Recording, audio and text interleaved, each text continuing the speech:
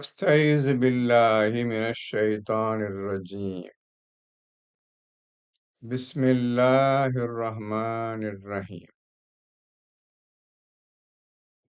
போன தடவை பேசிய விஷயத்தில் ஏதாவது உங்களுக்கு புதிய சிந்தனை, புதிய அர்த்தங்கள், இது என்ன விஷயம், என்னவாக இருக்கும், என்ன காரணத்திற்காக இந்த ஹுருமன் என்று யாராவது சிந்திச்சு விடை கிடைத்தால் சொல்லுங்கள். இல்லாவிட்டால் மேற்கொண்டு சிந்தனை செய்யுங்கள். அது என்ன விஷயம் என்பதை அறிந்து கொள்வதற்காக. படிங்கம்மா. சார் சொல்லுங்க.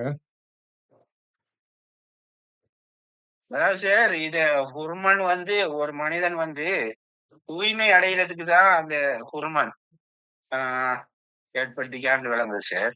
ம், ம், அதாவது இது ம், ஒரு எப்படியும் ஒரு கடல் தொழில் செய்யற ஆளுக்கு தான் இது சாத்தியமானதாகவும் அமையுது அது ம், அப்படிங்கிற விளங்குது. ம். அப்போ நம்ம தூய்மை அடைஞ்ச பிறகுதானே கடல் தொழில் செய்வங்களுக்கு சாத்தியமாகும். ஓ சார் ஓ அப்போ முதல்ல தூய்மை அடையணும்ல. தூய்மை அடைந்த பின்னர் தானே குரானே நம்ம தொட முடியும். தூய்மை ஓ ஆவதற்குள்ள வழியை தான் முதல்ல பார்க்கணும் நம்ம. அதுக்கு ம், அப்புறம் தான் நம்ம குரானையே தொட முடியும். குரானை தொடுவதற்கு அல்லாஹ்வே சொல்லிவிட்டான். முத்தகீன்களுக்கு தான் இது வழிகாட்டி. ஒவ்வொரு ஆயத்தையும் நாம் செயல்படுத்துவதற்கு முத்தகீனால் மட்டும்தான் முடியும் என்று 2 அல்லாஹ் தெளிவாக சொல்லிதான் இந்த குரானையே ஆரம்பம் செய்கின்றான். எல்லோருக்கும் தெரிந்த விஷயம்.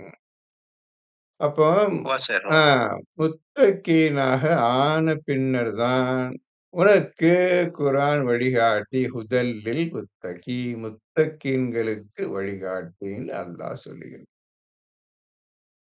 இதற்கு பின்னர் நீங்கள் இந்த குரானை ஜிக்ராக மாற்ற வேண்டுமே. ஜிக்ராக மாற்றினால்தான் சொல்லப்பட்ட உண்மை விஷயம் என்னவென்று நமக்கு தெளிவாக தெரியும். இன் ஹுவ இல்லா ஸிக்ருன் லில் ஆலமீன். நிச்சயமாக இது அகிலங்களுக்கெல்லாம் ஒரு ஸிக்ர் ஆகும். அகிலங்களுக்கெல்லாம் இறைவன் என்று தன்னை பற்றி சொல்லுகின்றான். அதே இத வழியிலேயே இந்த ஸிக்ரையும் அல்லாஹ் குறிப்பிடுகின்றான். இப்பொழுது நீங்கள் இது என்ன அல்லாஹ் அகிலங்களுக்கெல்லாம் ரப்புல் ஆலமீன் சொல்றான் தன்னை பற்றி. அதற்கு பின்னர் இந்த ஸிக்ரை பற்றி ஹுவ இல்லா ஸிக்ருல் லில் ஆலமீன் சொல்றான். இத நம்ம சிந்தித்தால்தான் இந்த ஸிக்ரு விஷயத்த நாம் புரிந்த பின்னர் தான் அந்த ஹுர்மன்ல சொல்லப்பட்ட சூரா முதல் ஆயத்தும் 2வது ஆயத்தும் 95வது ஆயத்தும் 96வது ஆயத்தும் 9-36 முழுமையாக விளங்கிக் கொள்ள முடியும். அது சொல்லப்பட்ட விஷயங்கள் தான் இதான் செயல் என்று ஒருபோதும் கிடையாது. ஸிக்ராக மாறிவிட்டால் விஷயங்கள் தெளிவாகிவிடும்.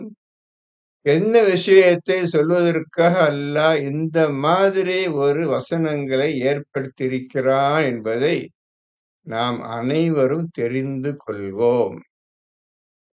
இப்போ ஸிக்ரு எவ்வளவு பெரிய விஷயம்னு இப்ப நீங்க பார்த்துக்கிட்டீங்க. மத்த எதையும் சொல்லல ஆண்டவன். தன்னை பத்தி சொல்றான். அடுத்த செகண்ட் ஸிக்ர பத்தி இந்த மாதிரி சொல்றான். அது நீ கடைசி ஆயத்துக்கு முந்தின ஆயத்தை பார்த்திருப்பீங்க. 38வது சூறா. இதை பற்றி நாம் சிந்தனை செய்ய வேண்டும். இதுவரை சிந்தனை செய்யவில்லை. இந்த ஜிக்ர் எப்படிப்பட்டது என்றால், நம் ஜிக்ரை தாண்டி வேகமா போகணும். இது புது விஷயங்க சொல்றேன் கேட்டுக்கிறங்க. ஜிக்ர அல்லாஹ் உங்களுக்காக ஏற்படுத்தின ஜிக்ர, அந்த வேகத்தை நீங்க ஃபாஸ்ட்டா அல்லாஹ் நோக்கி போகணும். எப்படி எதைக் கொண்டு நான் புரிந்து கொண்டேன் என்றால், இப்பொழுது 94வது சூராவில் படிங்க. 94வது சூராவில் அலம் நஷ்ரஹ் லக்க சத்ரக். எடுத்துட்டீங்களாமா? எடுத்தீங்களா சார்? ரொம்ப முக்கியமான ஆயத்து. இப்போ அது சொல்றதுனால இப்ப சீக்கிரத்துல விளங்கிக் கொள்ள முடியாது. இன்னும் கொஞ்ச நாள் ஆகட்டும்னு சொல்லி தான் நான் சொல்லவில்லை. இந்த ஜிக்ர் இல்லாமல் குர்ஆன் கிடையாது. இப்ப படிங்கப்பா அது. 94லயே வருது. அலம் நஷ்ரஹ் லக சத்ரக். ஆமா காக்கா. படிங்கம்மா எல்லாம் ஒழுங்கா கொஞ்சம் கவனிங்க. என்ன அல்லாஹ் வார்த்தை போடுறான், எதுக்காக இந்த மாதிரி சொல்றான் என்பதை நீங்க சிந்திக்கணும். படிங்க. நாம் உம் இதயத்தை உமக்காக விரிவாக்கவில்லையா? கொஞ்சம் இருங்க. இப்போ அல்லாஹ் ரசூல பார்த்து சொல்றான், உமக்காக நாம் உம் இருதயத்தை விரிவாக்கவில்லையா என்று கேட்கின்றான். அப்போ விரிவாக்கி விட்டான் அர்த்தம். விரிவாக்கியாச்சு. விரிவு ஆக்குனதுதான் அல்லாஹ் இப்பொழுது ரசூலுக்கு சொல்லி கேட்கின்றான். அப்ப என்ன காரணத்துக்காக ஒருவருடைய இருதயத்தை ஈமான் கொண்டவருடைய இருதயத்தை விரிவாக்க வேண்டும்? நம்ம ஏற்கனவே அந்த விஷயம் படிச்சாச்சு. அடுத்த லைன். மேலும் நாம் உம்மை விட்டும் உம் சுமையை இறக்கினோம். பெரிய வேலைய நான் உம்மிடம் ஒப்படைச்சிருக்கிறேன். அந்த வேலை சுமை பலு அதை விட்டு நாம் இறக்கி விட்டோம். இனி பலுவே கிடையாது, வெயிட்டே கிடையாது, எல்லாம் ஈஸியாக்கி வைத்து விட்டோம். காரணம் இருதயத்தை விரிவாக்கியதின் மூலம். நாம் அனைவரும் புரிந்து கொள்ள வேண்டும், குர்ஆனில் சொல்லப்பட்ட அனைத்து விஷயங்களும் நாம் செய்து முடிப்பதற்கு, வெற்றியாக செய்வதற்கு நம்முடைய இருதயம் விரிவாக்கப்பட வேண்டும். இதுதான் மூசா கேட்டார். ரப்பி ஷ்ரஹ்லி ஸத்ரி வயஸ்ஸிர்லி அம்ரின்னு கேட்டார். என் இருதயத்தை விரிவாக்கி வை, என்னுடைய காரியங்களை சுலபமாக்கி வை. இப்போ நம்ம எல்லாம் புரிஞ்சுக்கிறோம். நம்ம காரியம் வெற்றி அடையணும், சுலபமானு கேட்டா நம்ம ஒவ்வொருத்தரும் தன்னுடைய இருதயத்தை விரிவாக்க வேண்டும். நீங்களே விரிவாக்கி கொள்ள முடியாது, அல்லாஹ் தான் விரிவாக்குவான் என்ற விஷயம் இப்பொழுது தெளிவாக தெரிந்துவிட்டது. உம்முடைய பலுவை நாம் இறக்கி விட்டோம். பலு, வெயிட், கஷ்டம் எல்லாம் போயிடுச்சு. எல்லாம் ஈஸியா போயிடுச்சு. இதை குர்ஆனை ஃபாலோ பண்ற விஷயம் ஈஸியாக எளிதாக அல்லாஹ் ஆக்கி விட்டான். அடுத்த லைன். அது உம் முதுகை முறித்துக் கொண்டிருந்தது. இப்ப வெயிட்ட தூக்குனா முதுகுதான் மூட்டை தூக்குவாங்க. எப்படி வலி நமக்கு தெரியும். உதாரணத்துக்காக சொல்றான் ஆண்டவன். இப்ப வெயிட்ட தூக்கி பாருங்க, என்னவா கஷ்டப்பாருங்க. அந்த வெயிட் முதுகையே முறித்து கொண்டிருந்ததுப்பா. முதுகெலும் உடைஞ்சு போய் அந்த மாதிரி வலுவான வெயிட் நான் உங்களுக்கு கொடுத்துருக்கிறேன். இப்போ சுலபமாகிட்டேன். இப்ப இந்த 3 வரிய படிச்சீங்க. இப்ப 4வது வரி தான் முக்கியம். நீங்க இதுவரை படிச்சிருப்பீங்க. அது என்னவென்று இதுவரை அதை பற்றி சிந்திக்காமலே ஓதிக்கொண்டும் போய்க்கொண்டும் இருக்கின்றோம் நம்ம. அடுத்த லைன். மேலும் நாம் உமக்காக உம்முடைய புகழை மேலோங்க செய்தோம். இதுலதான் எல்லாம் தப்பா எழுதிக்கிறீங்க. அத நீங்க திருத்திக்கிறீங்க. அரபி யாரும் பார்க்கல.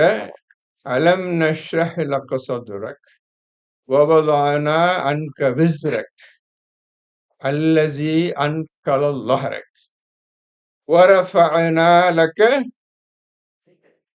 ஜிக்ரக். அப்போ ஓதவே இல்லை நீங்க. யாருமே ஓதலையா? பாத்தீங்களா? நம்ம எப்பேற்பட்ட தப்பாக ஓதிக்கொண்டு திருத்திக்கங்கப்பா. உமக்காக முடிக்கு ஜிக்ரை உயர்த்தினோம்.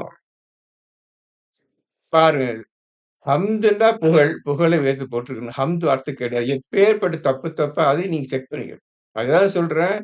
குர்ஆன் வைத்துக்கொண்டு திருத்தி ஒழுங்கா ஓதுனால்தான் நம்ம உருப்படுவோம். இல்லாட்டி கஷ்டம். எல்லாரும் கஷ்டம் தான். அரபி வார்த்தை அப்படியே போட்டு அதை நம்ம சிந்திக்கணும். மேலும் உமக்காக நாம் ஜிக்ரை உயர்த்தினோம். இன் ஹுவ இல்லா ஸிக்ருன் லில் ஆலமீன். அகிலத்தாருக்கெல்லாம் இந்த ஜிக்ரை உமக்காக உயர்த்தினோம் நபியே, உமக்காக. ஏதாவது புரிஞ்சுட்டோம் அதுல?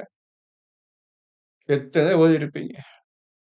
அப்போ நம்ம எதையும் சரி பார்க்காம தப்பான்னு ஓதிட்டு இருக்கிறோம். சொல்லு, இப்ப நீங்களே சொல்லுங்கப்பா. வரஃபஅனா லக ஸிக்ர. உமக்காக உம்முடைய கீர்த்தி, உம்முடைய ஸிக்ரை நாம் உயர்த்தினோம். உமக்காக உயர்த்தினோம். இப்பதான் நீங்க செய்யணும். என்ன விஷயத்துக்காக இந்த ஸிக்ர் தேவைப்படுது? என்ன விஷயத்துக்காக இருதயம் விரிவாக்கப்பட வேண்டும்? இப்போ ரசூல் எந்த நிலையில் இருக்கின்றார், ஸிக்ர் எந்த நிலைமையில் இருக்கிறது என்பதை இப்ப சிந்திச்சு சொல்லணும். ரசூல் எந்த நிலைமையில் இப்பொழுது இருக்கின்றார்? இந்த கேள்வி கேளுங்க. ஸிக்ர் எந்த நிலைமையில் இருக்கின்றது? 2 கேள்விங்க. யோசித்து, நன்றாக யோசித்து, நீங்க சிந்திச்சு நீங்களே பதில் சொல்லுங்க. அவசரப்படணும். நீங்களே சொல்லுங்க. முக்கியமான விஷயம். இதுல நீங்க ஒழுங்கா தேர்ச்சி பெற்று அழகான முறையில் பதில் சொன்னா, மேற்கொண்டு அழகான முறையில நம்மளும் பேசலாம். ஈஸியா புரிய ஆரம்பிக்கும். இப்ப நம்ம இதுவரை நம்ம விஷயத்த தப்பாவே படிச்சுட்டு இருக்கிறோம். அதனால என்ன விஷயம் என்றும் தெரியாம போயிருச்சு.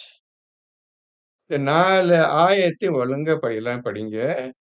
படிச்சுட்டு, ஏன் இந்த மாதிரி ஆண்டவன் சொல்றான்? எதுக்கு அகிலங்களுக்கெல்லாம் நான் ஸிக்ராக அமைத்திருக்கின்றோம்டா. அல்லாஹ் யாரு? இந்த ஸிக்ர் யார்?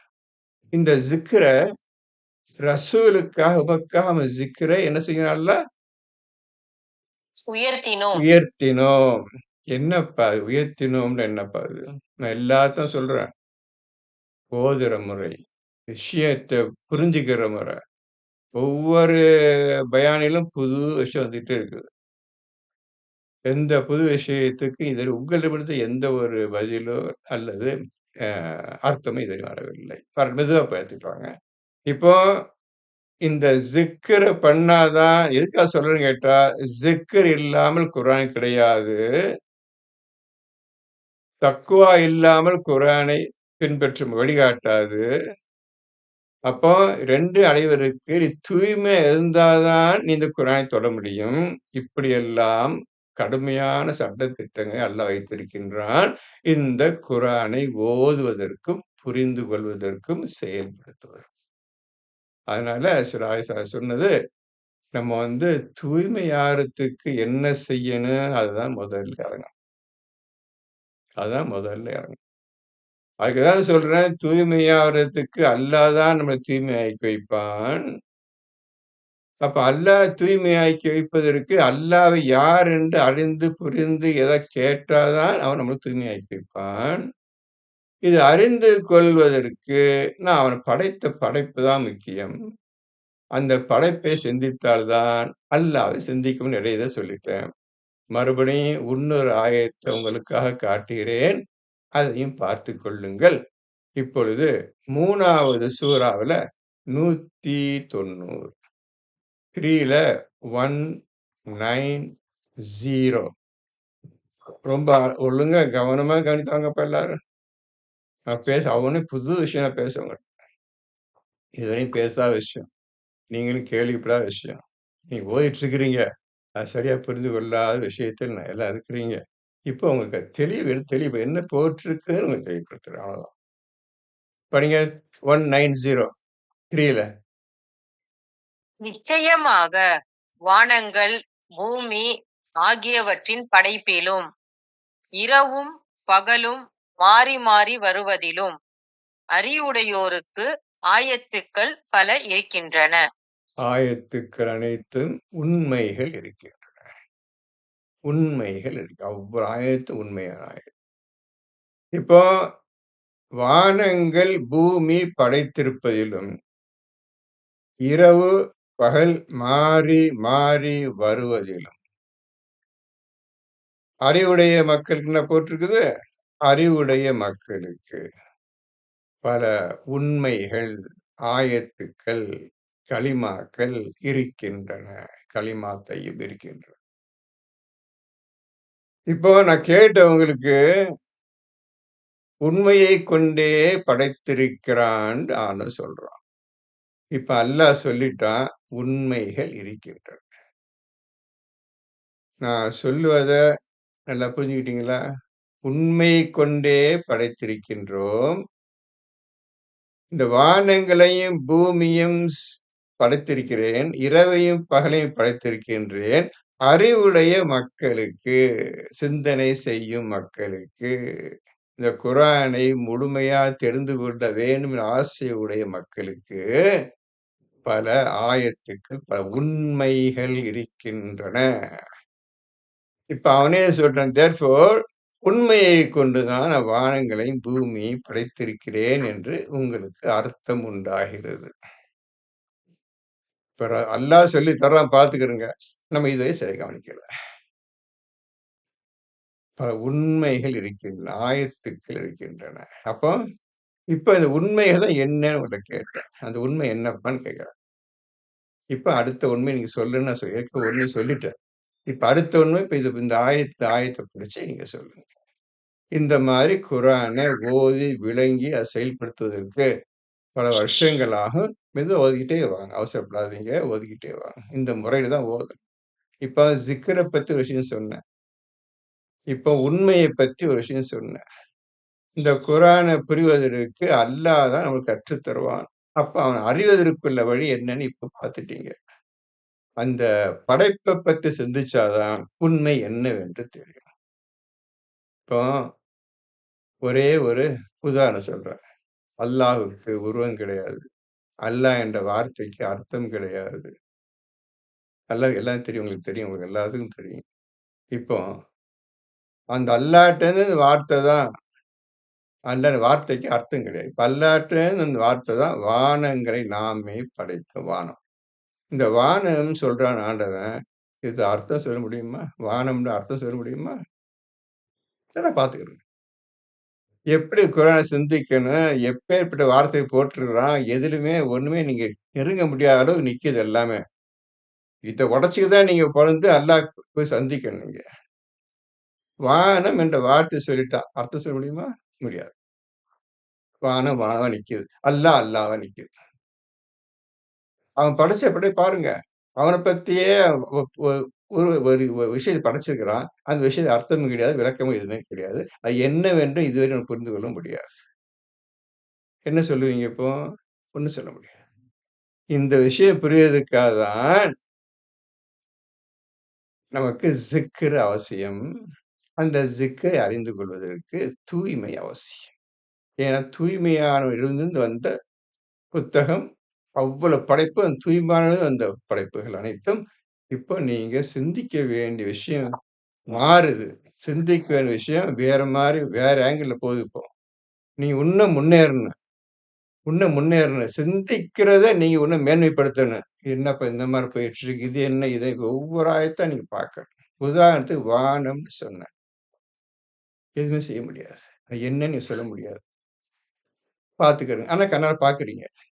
இவன கண்ணால பார்க்க முடியாது. நீங்க பார்த்தாலும் உருவம் கொடுக்க முடியாது வானத்துக்கு.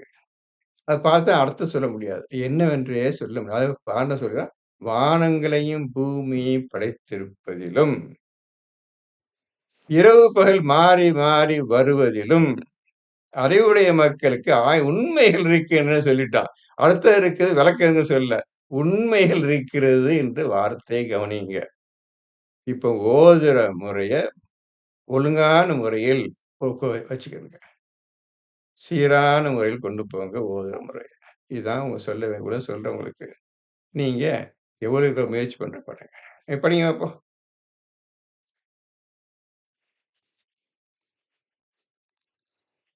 5வது சூரா மாயிதா 2வது ஆயத்து. ம். மூமின்களே, அல்லாவின் அடையாளங்களையும் புனிதமான மாதங்களையும் பலி பிராணிகளையும் அதற்காக அடையாளமிடப்பட்ட பிராணிகளையும் தங்களுடைய இறைவனின் அருளையும் திருப்பொருத்தத்தையும் நாடி புனிதமான வீட்டை நாடி செல்வோரையும் நீங்கள் ஆகுமாக்கிக் கொள்ளாதீர்கள். ம். இந்த 5 விஷயத்தையும் சர்வசாதாரணம் எடுத்துக்கிறாதீங்க. கேர்லெஸ்ஸா அத படிக்காதீங்க. ஏனோ தானோன்ட்டு அத படிச்சு விட்டு போயிறாதீங்க. நீங்க நினைக்கிற மாரி அது கிடையாது. நீங்க நினைக்கிற மாரி நீங்க அர்த்தம் சொல்லிற முடியாது. செயல்படுத்த எதுவும் முடியாது. ஆகுமாய்க் கொள்ளாதீர்கள். நீங்களே ஏதாவது நினைத்துக் கொண்டு இதுதான் அர்த்தம், இதுதான் செயல்முறை என்று செய்து விடாதீர்கள். ஆகுமாய்க் கொள்ளாதீர்கள். ஒண்ணுமே புரியாம இருக்கும்போது நீங்களாக எதனையும் செய்து விடாதீர்கள். இப்ப என்ன செய்யறது? புனித மாதம்னா என்னப்பா அர்த்தம்? எத நீங்க புனித மாதம் சொல்லுவீங்க? இப்ப அடுத்தது வானமுக்கு அர்த்தம் சொல்ல முடியாது. புனித மாதம்னு சொல்லிட்டான். எத புனிதம் சொல்லுவீங்க? புனிதத்துக்கு அர்த்தம் சொல்லுங்க. அர்த்தம் சொல்லிட்டு புனித மாதத்த சொல்லுங்க. எத சொல்லும்? குரான் எங்க எந்த மாதத்த புனித மாதம் போட்டிருக்குது? குரான்ல எந்த இடத்துல இந்த மாதம் புனித மாதம் போட்டிருக்குது? நீங்கலாம் ஓதியிருக்கிறீங்க. அதனால ஓதுனத ஒழுங்கா யோசிச்சு சொல்லுங்க. சும்மா நினைச்சபடி இதான் புனிதம்னு சொல்றாதீங்க. ஆனா குரான பத்தி பேசிட்டு இருக்கோம் நம்ம. தப்பா பேசக்கூடாது. அல்லாஹ் சொல்லி இருந்தான்டா இந்த ஆயத்துல இந்த போட்டிருக்கு பாருங்கன்னு அப்பதான் நீங்க பதில் சொல்லணும். புனிதம் அர்த்தம் வேணும். புனித மாதத்த காட்டுங்க. அல்லாஹ் 12 மாதங்கள் சொல்லிருக்கான் அவ்வளவுதான். அதுக்கு மேல ஒண்ணும் சொல்லல. அந்த மாதம்னு சொன்னா அதுக்கு அர்த்தம் கிடையாது. அதையும் புரிஞ்சுக்க. மாதம்னு சொன்னா அதுக்கு அர்த்தம் கிடையாது. புனிதம் அவன் சொல்றான். என்ன சொல்ல போறீங்க இப்போ? அதுல சார் சொல்லுங்க. அத 9:2 சொல்றான் தானே சார்? அத எடுக்கலாமா சார்? என்ன சொல்ற சொல்லு. நீங்க சொல்லுங்க. ஆ? நீங்க தான் சொல்லுங்க. எத சொல்றான்? எந்த மாதம்? 9:2 சொல்றான். எனவே நீங்கள் 4 மாதங்கள் இப்பூமியில் சொத்து புரியுங்கள். நிச்சயமாக உங்களால் அல்லாவை தோற்க முடியாது என்பதை நிச்சயமாக அல்லாஹ் நிராகரிப்புகளை இழிவுபடுத்துவான் என்பதை அறிந்து கொள்ளுங்கள். சரி. இந்த இதுல இந்த புனிதம் மாதம் தான் எனக்கு என்ன அப்படி படு இல்ல நான் கேட்கிறேன். புனிதத்துக்கு அர்த்தம் சொல்லிருங்க. 4 மாதத்த சொல்லுங்க. எந்த 4 மாதம்? எந்த 4 மாதம் சொல்லுங்களேன். இப்ப நீங்க கண்ணா படிச்சுட்டீங்க. எந்த மாதம் அல்லாஹ் சொல்லல. எந்த புனிதம்ன்ட்டு அத அல்லாஹ் சொல்லல. புனிதத்துக்கு அர்த்தமும் சொல்லல. எந்த மாதத்தையும் குறிப்பிட முடியாத அளவுக்கு எந்த மாதத்துக்கு பெயரே கிடையாது. எப்படி நீங்க கண்டுபிடிச்சீங்க புனித மாதம்ன்ட்டு? அது விஷயம் வேற இல்ல. அல்லாஹ் இல்லன்னு சொல்றியா? அல்லாஹ் எதிர்த்து பேசுறியா? அல்லாஹ்க்கு விரோதம் நடக்கிறியா? ஒரு 4 மாசம் டைம் தர்றேன். போய் என்னென்னமோ செஞ்சுட்டு வா நீ. நீ ஒரு காலும் தோக்க முடியாது. நல்லா சேலஞ்ச் பண்றான் காஃபிர்கள பார்த்து. இது அதுக்குள்ள விஷயம் அது. என்ன புரிஞ்சுக்கிட்டீங்களா? இது சரியா? எந்த மாதம் பேர் சொல்லல. இப்ப எந்த மாதத்தையும் புனிதம்னு சொல்லுவீங்க? 4 மாதம்னா 4 மாதம் சரி. ஒரு வளர்பிறையில ஆரம்பிச்சு அமாவாசை. அடுத்து வளர்பிறை ஆரம்பிச்சு அமாவாசை 4 மாசம். 4 மாசம் கணக்கு தான் கணக்கு. புனித மாதங்களையும் படிச்சோம் நம்ம. எது புனித மாதம்? அது புனித மாதம் கிடையாது. அவங்களுக்கு மக்கள பார்த்து காஃபிர்கள பார்த்து அல்லாஹ் சேலஞ்ச் பண்றான். சவால் விடுறான். போய் சுத்திட்டு வா. 4 மாசம் அலைஞ்சுட்டு வா. என்னை தோற்கடிக்க முடியாது பாருங்க அப்படின்னு சொல்றான். தோற்கடிக்க முடியும் சொல்றான். தன்னை பத்தி சொல்றான். உங்களுக்கு டைம் தர்றான். உங்களுக்காக அவன் டைம் தர்றான். 4 மாசம் டைம் தர்றான். ஏதோ செய்யும். சரியா? நான் சொல்றது புரியுதா? சொல்றது புரியுதா? 4 மாசம் டைம் தர்றான். ஓ சார் அது புனிதம் சொல்லலையே. ஆனா புனிதம் சொல்லலையே. புனிதம் சொல்லியிருந்தா அப்ப நமக்கு புனிதம்னா எது எந்த விஷயங்கள் புனிதமாக ஆக்குகிறது மாதத்தை? அடுத்த கேள்வி வந்துரும். புனிதம்னு சொல்லிட்டோம்டா, எந்த விஷயங்களை கொண்டது இந்த புனிதம் அப்படின்னு வந்துரும். எதை புனிதம் என்று சொல்லுகின்றோம் என்ற கேள்வி வந்துரும். அது இல்ல. குரான் எதுவும் சொல்லல. நான் எதுக்கு சொல்றேன்னு கேட்டா, இந்த மாதிரி இருக்கு குரான். குர்ஆன் இந்த அளவுல போயிட்டு இருக்கு.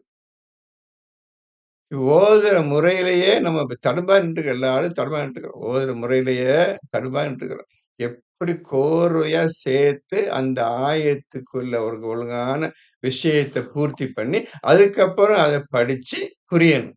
அதுக்கப்புறம் சிந்திக்கணும். இந்த மாதிரி ஆண்டவன் ஒவ்வொரு ஆயத்தையும் அல்லாஹ் இறைக்கிருக்கின்றான். இன்னைக்கு தான் நம்ம குரான எப்படி ஓதுற முறை இன்னைக்கு ஒவ்வொரு நாளும் பார்க்குறோம். ஒவ்வொரு வாரமும் குரான ஓதுற முறை தான் பேசுறோமே தவிர, ஓதிட்டோம்ன்னு பேச்சுக்கே இடமில்லாம போகுது. அதுக்காக தான் அல்லாஹ் சொல்றான் 2 121 எல்லாத்துக்கும் 2 121. அத நம்ம அடைஞ்சா தான் குரான ஓத முடியும். வழியை அறிந்து கொள்ள முடியும். இல்லாட்டி இல்ல. அவனே அல்லாஹ் சொல்லிட்டான். யாருக்கு நாம் வேதத்தை கொடுத்தோமோ இப்ப ஒருத்தன் உட்கார்ந்துக்கிறோம்ப்பா.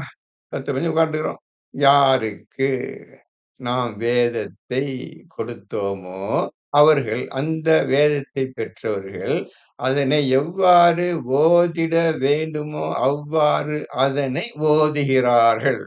இப்போ எல்லாத்துக்கும் அர்த்தம் கிடைச்சிருச்சுப்பா. புனிதம்டா என்ன? ஜிக்ர்ன்றா என்ன? ஹஜ்ஜுன்றா என்ன? ரமலான் மாதம் என்ன? எல்லாத்துக்கும் குர்ஆனுக்கே தெரியும். குர்ஆன் கையில குடுத்துட்டான். இந்த குடுத்த மாரி ஓதிக்கப்பான்னு சொல்லி குடுத்துட்டான். இத அடையாம நம்ம எதுவும் தப்பா பேசிறக்கூடாது. இத அடையறதுக்கு முந்தி வாய தொறந்தோம்னா, அது நம்ம மேல தப்பு. இந்த புக் வாங்கிட்டியா? அடுத்த கேள்வி வந்துரும். வாங்காம, தெரியாம எப்படிப்பா நீ பேசுற? அடுத்த கேள்வி வந்துரும். அதனால தான் குர்ஆன் ஓதுறது ரொம்ப ஜாக்கிரதையா ஓதுவோம். அல்லாட்ட தான் திருப்பி நீங்க நிக்கணும். "நீ தான் குடுத்தாய், நீ தான் சொல்லி தரணும் யா அல்லாஹ்" அப்படின்ட்டு. அத சொல்லி தர்றதுக்கு தான் படாத பாடு பட்டுட்டு இருக்கோம். எல்லாரும் பட்டுட்டு இருக்கோம். அந்த மாரி நிலைமை ஆயிடுச்சு. இப்படிதான் போயிட்டு இருக்கு. படிங்க. இப்போ என்னம்மா 5 விஷயம் என்னம்மா சொன்னீங்க? படிச்சீங்க? அல்லாவின் அடையாளங்களையும் ஆ, புனிதமான மாதங்களையும் சொன்னாரு, சொன்னாரு. பலி பிரான் அல்லாவின் அடையாளங்கள். எங்க போகுது அடையாளத்துக்கு? அவன் தான் உருவமே கிடையாத. எப்படி அடையாளத்துக்கு போறது நம்ம? அது அடுத்த கொஸ்டின். அப்புறம் புனிதம் புனிதமான அது அர்த்தம் தெரியாது. அடுத்தது பலி பிராணிகளையும் ம், ம், ம், அத்- அதற்காக அடையாளமிடப்பட்ட பிராணிகளையும் ம், தங்களுடைய இறைவனின் அருளையும் ம், திரு பொருத்தத்தையும் நாடி ம், ம். புனிதமான வீட்டை நாடி செல்வோரையும் நீங்கள் ஆகுமாக்கிக் கொள்ளாதீர்கள். இப்ப என்ன புனிதமான வீடு? எது புனிதமான வீடு? நம்ம அவங்க வீட்ல உட்காந்துட்டோம். எல்லாரும் உட்காந்துட்டோம். நம்ம நாடு, நம்ம வீடு எதுவும் புனிதமாகல. எதுவுமே புனிதம் ஆகவில்லை. நம்ம தூய்மையா ஆன பின்னர் தானே நாம் தூய்மை உடையவர் ஆன பின்னர் தான் நாம் இருக்கும் இடம் தூய்மையாகும். புனிதம் அப்புறம் வரப்போகுது. தூய்மைக்கு முதல்ல வந்துருங்க. தூய்மை ஆறதுக்கு போது எங்க புனிதத்துக்கு போய் தேடுறது? நீங்களே சொல்லுங்க. நீங்களே உங்கள்ட்ட நீங்களே சொல்லுங்க. இப்ப நீங்களே சொல்லுங்க. இதையெல்லாம் நீங்க ரொம்ப சீப்பாவும் இத எடுத்துக்கிறாதீங்க அப்படின்னு சொல்ற ஆண்டவன். சர்வசா எடுத்துறாதீங்க. இத புரியறதுக்கு நான் சொன்ன மாரி லா யமஸ்ஸுஹு இல்லல் முத்தஹ்ஹரூன் தூய்மையானவர்களை தொட முடியாதுன்னு சொல்லிட்டான்ல, தொடமாட்டார்கள் என்று இந்த 5 விஷயத்தையும் தொடர்வதற்கும், புரிவதற்கும் நாம் தூய்மை அடைய வேண்டும். ஒரே வார்த்தையில் அல்லாஹ் சொல்லிவிட்டான். இந்த 5 விஷயம் என்னவென்று புரிந்து வழிகாட்டுவதற்கு 2:2 பிரகாரம் தக்வா முத்தகீன் உடையவர்களாக ஆக வேண்டும். இப்பொழுதுதான் வழிகாட்டும். இந்த 2 வழியும் அடங்கியதுதான் யாருக்கு நாம் வேதத்தை கொடுத்தோமோ அந்த மனிதர் அடைகின்றார். அவர் தூய்மையா இருக்கின்றார்.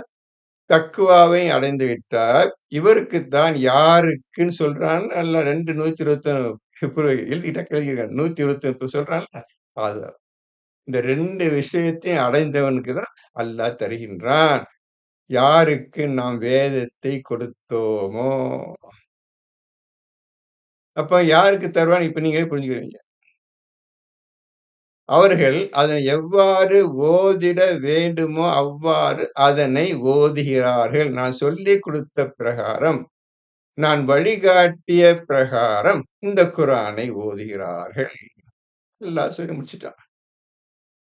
இந்த ஒரு ஆயத்து போதுமே நம்மை திருத்துவதற்கும், நம்மை சிந்திக்க செய்வதற்கும். இந்த ஒரு ஆயத்து போதுமே. இந்த ஒரு ஆயத்து முதல் 2 வரியே போதுமே நம்மளுக்கு. நம்ம அத எப்படி இப்ப 5 விஷயத்த ஆகமாக்கி கொள்ளாதீர்கள் மாரி, இந்த 2 121யும் சர்வச விட்டாச்சு. ஆகமாக்கியாச்சு. இதான் என்ன நம்மளுக்கு தெரியாதா? அப்படி விட்டாச்சு அத. அப்படியே இந்த குர்ஆனே போயிருச்சு. இந்த குர்ஆனை நாம் இன்னும் எதிர்பார்க்கல. இந்த மாரி செய்யவும் இல்ல. எதையுமே தொடல. சும்மா பேருக்கா ஓதிக்கிட்டே போயிட்டு இருக்கிறோம். நம்முடைய நிலைமை இப்ப இந்த மாரி இருக்கு. இந்த குர்ஆன் தான் உங்களுக்கு கண்ணாடி. இந்த குர்ஆன ஓதுங்க. நீங்க யாருன்னு தெரிஞ்சுக்கிருவீங்க. இந்த குர்ஆன ஓதுங்க. நீங்க யாருன்னு புரிஞ்சுக்கிருவீங்க. யாரும் சொல்லத் தேவையில்ல. ஒவ்வொருத்தன் கதையும் அவன் கையில குர்ஆன் வச்சா போதும். குர்ஆனே பார்த்துக்கலாம். அவன் நிலைமை என்னன்னு பார்த்துக்கலாம். இதுதான் நடந்துட்டு இருக்கு இன்னைக்கு. ஆ சரி ஆகமாக்கிக் கொள்ளாதீர்கள். அடுத்தது. அனுமதிக்கப்பட்டவற்றை நீங்கள் வேட்டையாடலாம். இப்போ ஹுருமன் காலம் முடிந்துவிட்டது. முடிந்துவிட்டால் எதெல்லாம் நீங்க சாப்பிட வேண்டும் என்று ஹலாலாக ஆக்கியிருக்கின்றனோ, அதனை நீங்கள் அப்ப ஸ்புசிக்கலாம், வேட்டையாட எல்லாம் செய்யலாம். மேலும் மஸ்ஜிதுல் ஹராமை விட்டும் உங்களை தடுத்த கூட்டத்தினர் மீதுள்ள வெறுப்பானது நீங்கள் வரம்பு மீறுமாறு உங்களை தூண்டிவிட வேண்டாம். நீங்க ரசூல் பேச்சை கேட்டு இந்த குர்ஆன் படி நடக்க வேண்டும் என்று முடிவு செய்து வாழ்க்கை அமைத்துக் கொண்டதை அவர் தடுத்தார்கள். எல்லா அநியாயம் பண்ணார்கள். சண்டைக்கு வந்தார்கள். இந்த மாரி பண்ணாங்க எல்லாரும். அது பண்ணதுக்காக நீங்க பழிக்கு பழி வாங்கணும்னு இருந்தா கூட, வரம்பு மீறி பழி வாங்கி விடாதீர்கள். அப்படின்னு அல்லாஹ் நம்மள தடுக்கிறான். ஒரு அடி அடிச்சான்னா, வீட்ட விட்டு வெளிய துரத்துனான்னா, நான் 1க்கு 2 அடி 10 அடி அடிக்கிறேன். அவன் வீட போய் தும்சம் பண்றேன்னு போயிறாதீங்க. வரம்பு மீறாமல் உங்களை பாதுகாத்துக் கொள்ளுங்கள் என்று அல்லாஹ் நம்மளுக்கு அறிவுரை செய்கின்றான். இன்னும் நன்மையிலும் தக்வாவிலும் நீங்கள் ஒருவருக்கொருவர் உதவி செய்து கொள்ளுங்கள். நல்லா புரிஞ்சுக்கங்க. நன்மையிலும், அடுத்து தக்வா. ஒருவருக்கொருவர் உதவி செய்து கொள்ளுங்கள். நமக்கு தக்வா ஒண்ணும் அல்லாஹ் அடையல. அல்லாஹ் யாருக்கு வேதத்தை கொடுத்த மாரி, அல்லாஹ் தான் நமக்கு தக்வாவை அளிப்பான். தக்வா அடையல. அப்போ ஒருவர் அடைஞ்சவங்கள சொல்றான். ஒருவருக்கொருவர் உதவி செய்து கொள்ளுங்கள். பாவத்திலும் பகையிலும் நீங்கள் ஒருவருக்கொருவர் உதவி செய்து கொள்ள வேண்டாம். அல்லாஹ்வுக்கே பயந்து கொள்ளுங்கள். நிச்சயமாக அல்லாஹ் கடுமையாக தண்டிப்பவன். இவ்வளவு முடிஞ்சிருச்சுப்பா. இப்ப 5வது சூறால நம்பர் 1 ஆயத்துக்கு சுத்தமா எதுவுமே தெரியாது.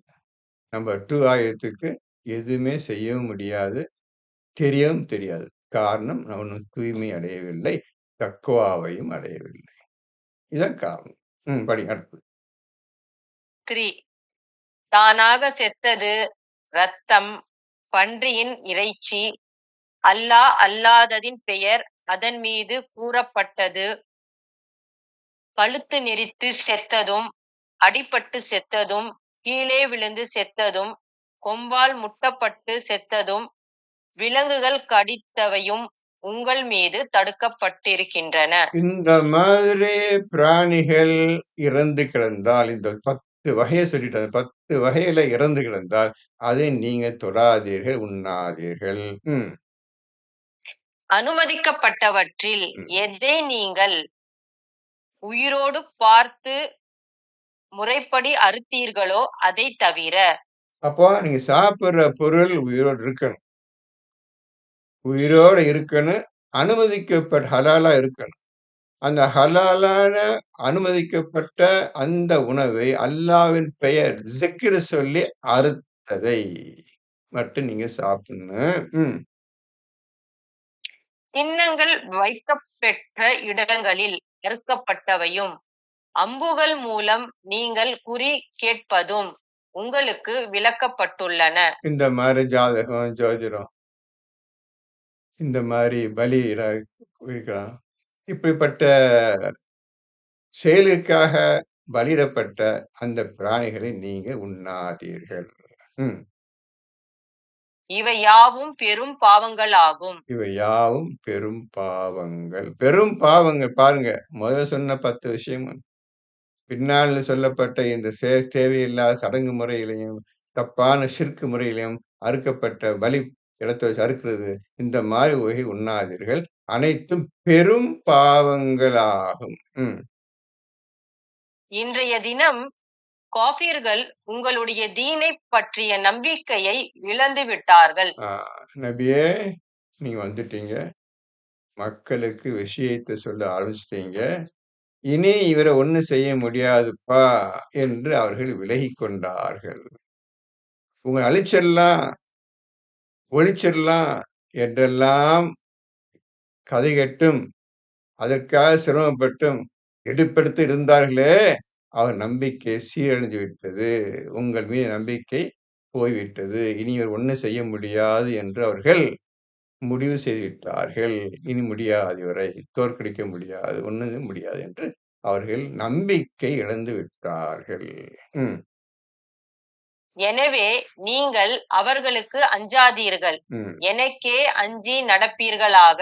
ஆகவே அவர்களுக்கு இனி பயப்படாதீர்கள், எனக்கே அல்லாஹுக்கே அஞ்சி நடவுங்கள். இன்றைய தினம் உங்களுக்காக உங்கள் தீனை பரிபூரணமாக்கி விட்டேன். இன்றைய தினம் இந்த 5வது சூரா இறங்குறது.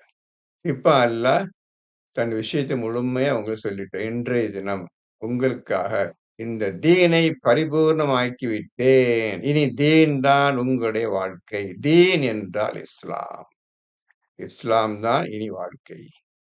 தீன் என்றால் இஸ்லாம். புரிஞ்சுக்கிறேன்.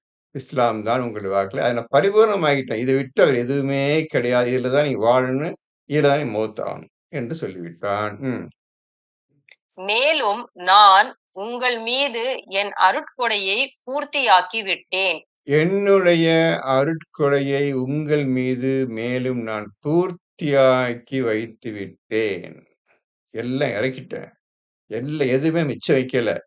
எதெல்லாம் என் அருட்கொடை, இது படைப்பு. மத்தெல்லாம் என்ன அருட்கொடை கண்ணுக்கு தெரியாது. எல்லா அருட்கொடையிலும் உங்கள் மீது நான் பூர்த்தியாக்கி வைத்து விட்டேன். என்கிட்ட இப்ப எதுவுமே கிடையாது. எல்லாத்தையும் உங்களுக்கு கொடுத்து விட்டேன். எனக்கு தேவை கிடையாது. நீங்க எனக்கு பிரதிநிதி, எதுவுமே எனக்கு தேவை கிடையாது. உங்கள்கிட்டயே கொடுத்துடுறேன். நீங்க எப்படி அதையெல்லாம் உபயோகப்படுத்தணுமோ, எப்படி எல்லாம் வாழணும் வாழ்ந்துக்கணும். அல்லாஹ் சொல்லிய முறைப்படி நீங்கள் வாழ்ந்து கொள்ளுங்கள். இன்னும் உங்களுக்காக நான் இஸ்லாம் தீனையே தேர்ந்தெடுத்துள்ளேன். இப்போ உங்களுடைய வாழ்க்கைக்காக இந்த ரசூல் நபி பேச்சு, குர்ஆன் பேச்சை கேட்டு யாரெல்லாம் வழி வந்தார்களோ அவர்களுக்காக நான் இஸ்லாம் அதை தேர்ந்தெடுத்துக்கிறேன். இஸ்லாம் தான் இனி உங்களுடைய வழி. இதில்தான் நீங்கள் வாழ வேண்டும். இதில்தான் நீங்கள் மரணம் அடைய வேண்டும் என்று நான் முடிவு செய்துவிட்டேன்.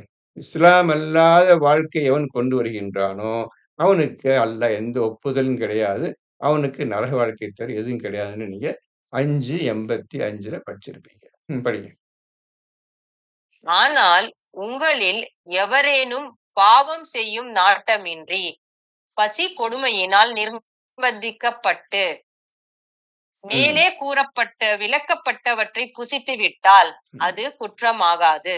போறீங்க, வெளியே போறீங்க, பசி வந்துருச்சு, எதுவுமே இல்ல. அல்லாஹ் தடுக்கப்பட்ட பொருள் மட்டும்தான் கண்ணுல படுது, கிடக்குது. வழிய பசி பிச்சை வயித்தை பிக்குது. அப்போ நீங்க சாப்பிட்டு விட்டால் எந்த தவறும் கிடையாது. காரணம் வேண்டுமென்றே சாப்பிடல. அது சாப்பிடணும் ஆசையும் கிடையாது உங்களுக்கு. வழி இல்லாம சாப்பிட்டீங்க. அப்படி சாப்பிட்டு விட்டால் உங்கள் மீது எந்த தவறும் கிடையாது. அல்லாஹ் உங்களை மன்னித்து விட்டான். ஏனெனில் நிச்சயமாக அல்லாஹ் மிகவும் மன்னிப்பவனாகவும் கருணை மிக்கவனாகவும் இருக்கின்றான். தான் எப்பேற்பட்ட மன்னிப்புடையவன், கருணை உடையவன் என்பதை அல்லாஹ் இந்த ஆயத்தின் மூலமாக உங்களுக்கு தன்னை பற்றி சொல்லுகின்றான். அவர்கள் உண்பதற்கு தங்களுக்கு அனுமதிக்கப்பட்டவை எவை என்று உம்மிடம் கேட்கிறார்கள். ம். நீர் கூறும் சுத்தமான நல்ல பொருள்களும் அல்லாஹ் உங்களுக்கு கற்பித்திருக்கிறபடி வேட்டையாடும் பிராணி பறவைகளுக்கு நீங்கள் பயிற்சி அளித்து அவை வேட்டையாடி நீங்கள் பெற்றவையும் புசியுங்கள். இப்போ எதை சாப்பிட வேண்டும் என்று அவர்கள் கேட்கின்றார்கள்? தூய்மையான உணவு. ஏற்கனவே சொல்லியாச்சு. எதெல்லாம் சாப்பிடக்கூடாது, எதெல்லாம் சாப்பிட வேண்டும் என்று படிச்சுட்டீங்க போன ஆயத்துல. அந்த உணவும். இனி வேட்டையாடி பிடிக்கக்கூடிய நாய் இருக்குது பிடிக்கிறதுக்காக. அந்த வேட்டையாடி வந்த பிராணிகளையும் நீங்கள் உண்ணுங்கள். வேட்டையாடப்பட்ட பிராணிகளை நீ உண்ணுங்கள். ம். எனினும் நீங்கள் வேட்டைக்கு விடும்போது அதன் மீது அல்லாவின் பெயரை ஜிக்ர் செய்யுங்கள். எனினும் வேட்டை நாய் அனுப்புறீங்க. ஃபால்கன் பறவை அனுப்புறீங்க பிடிச்சிருவான்ட்டு. நீங்க அல்லாஹ்வின் பெயரை ஸிக்ர் செய்துதான் அந்த பறவையை பறக்க விட வேண்டும். வேட்டை நாயை அனுப்ப வேண்டும் பிடிச்சு வருவதற்காக. இப்போ ஸிக்ர்ன்னு தெரியாம இன்னைக்கு என்னன்னு தெரியாது.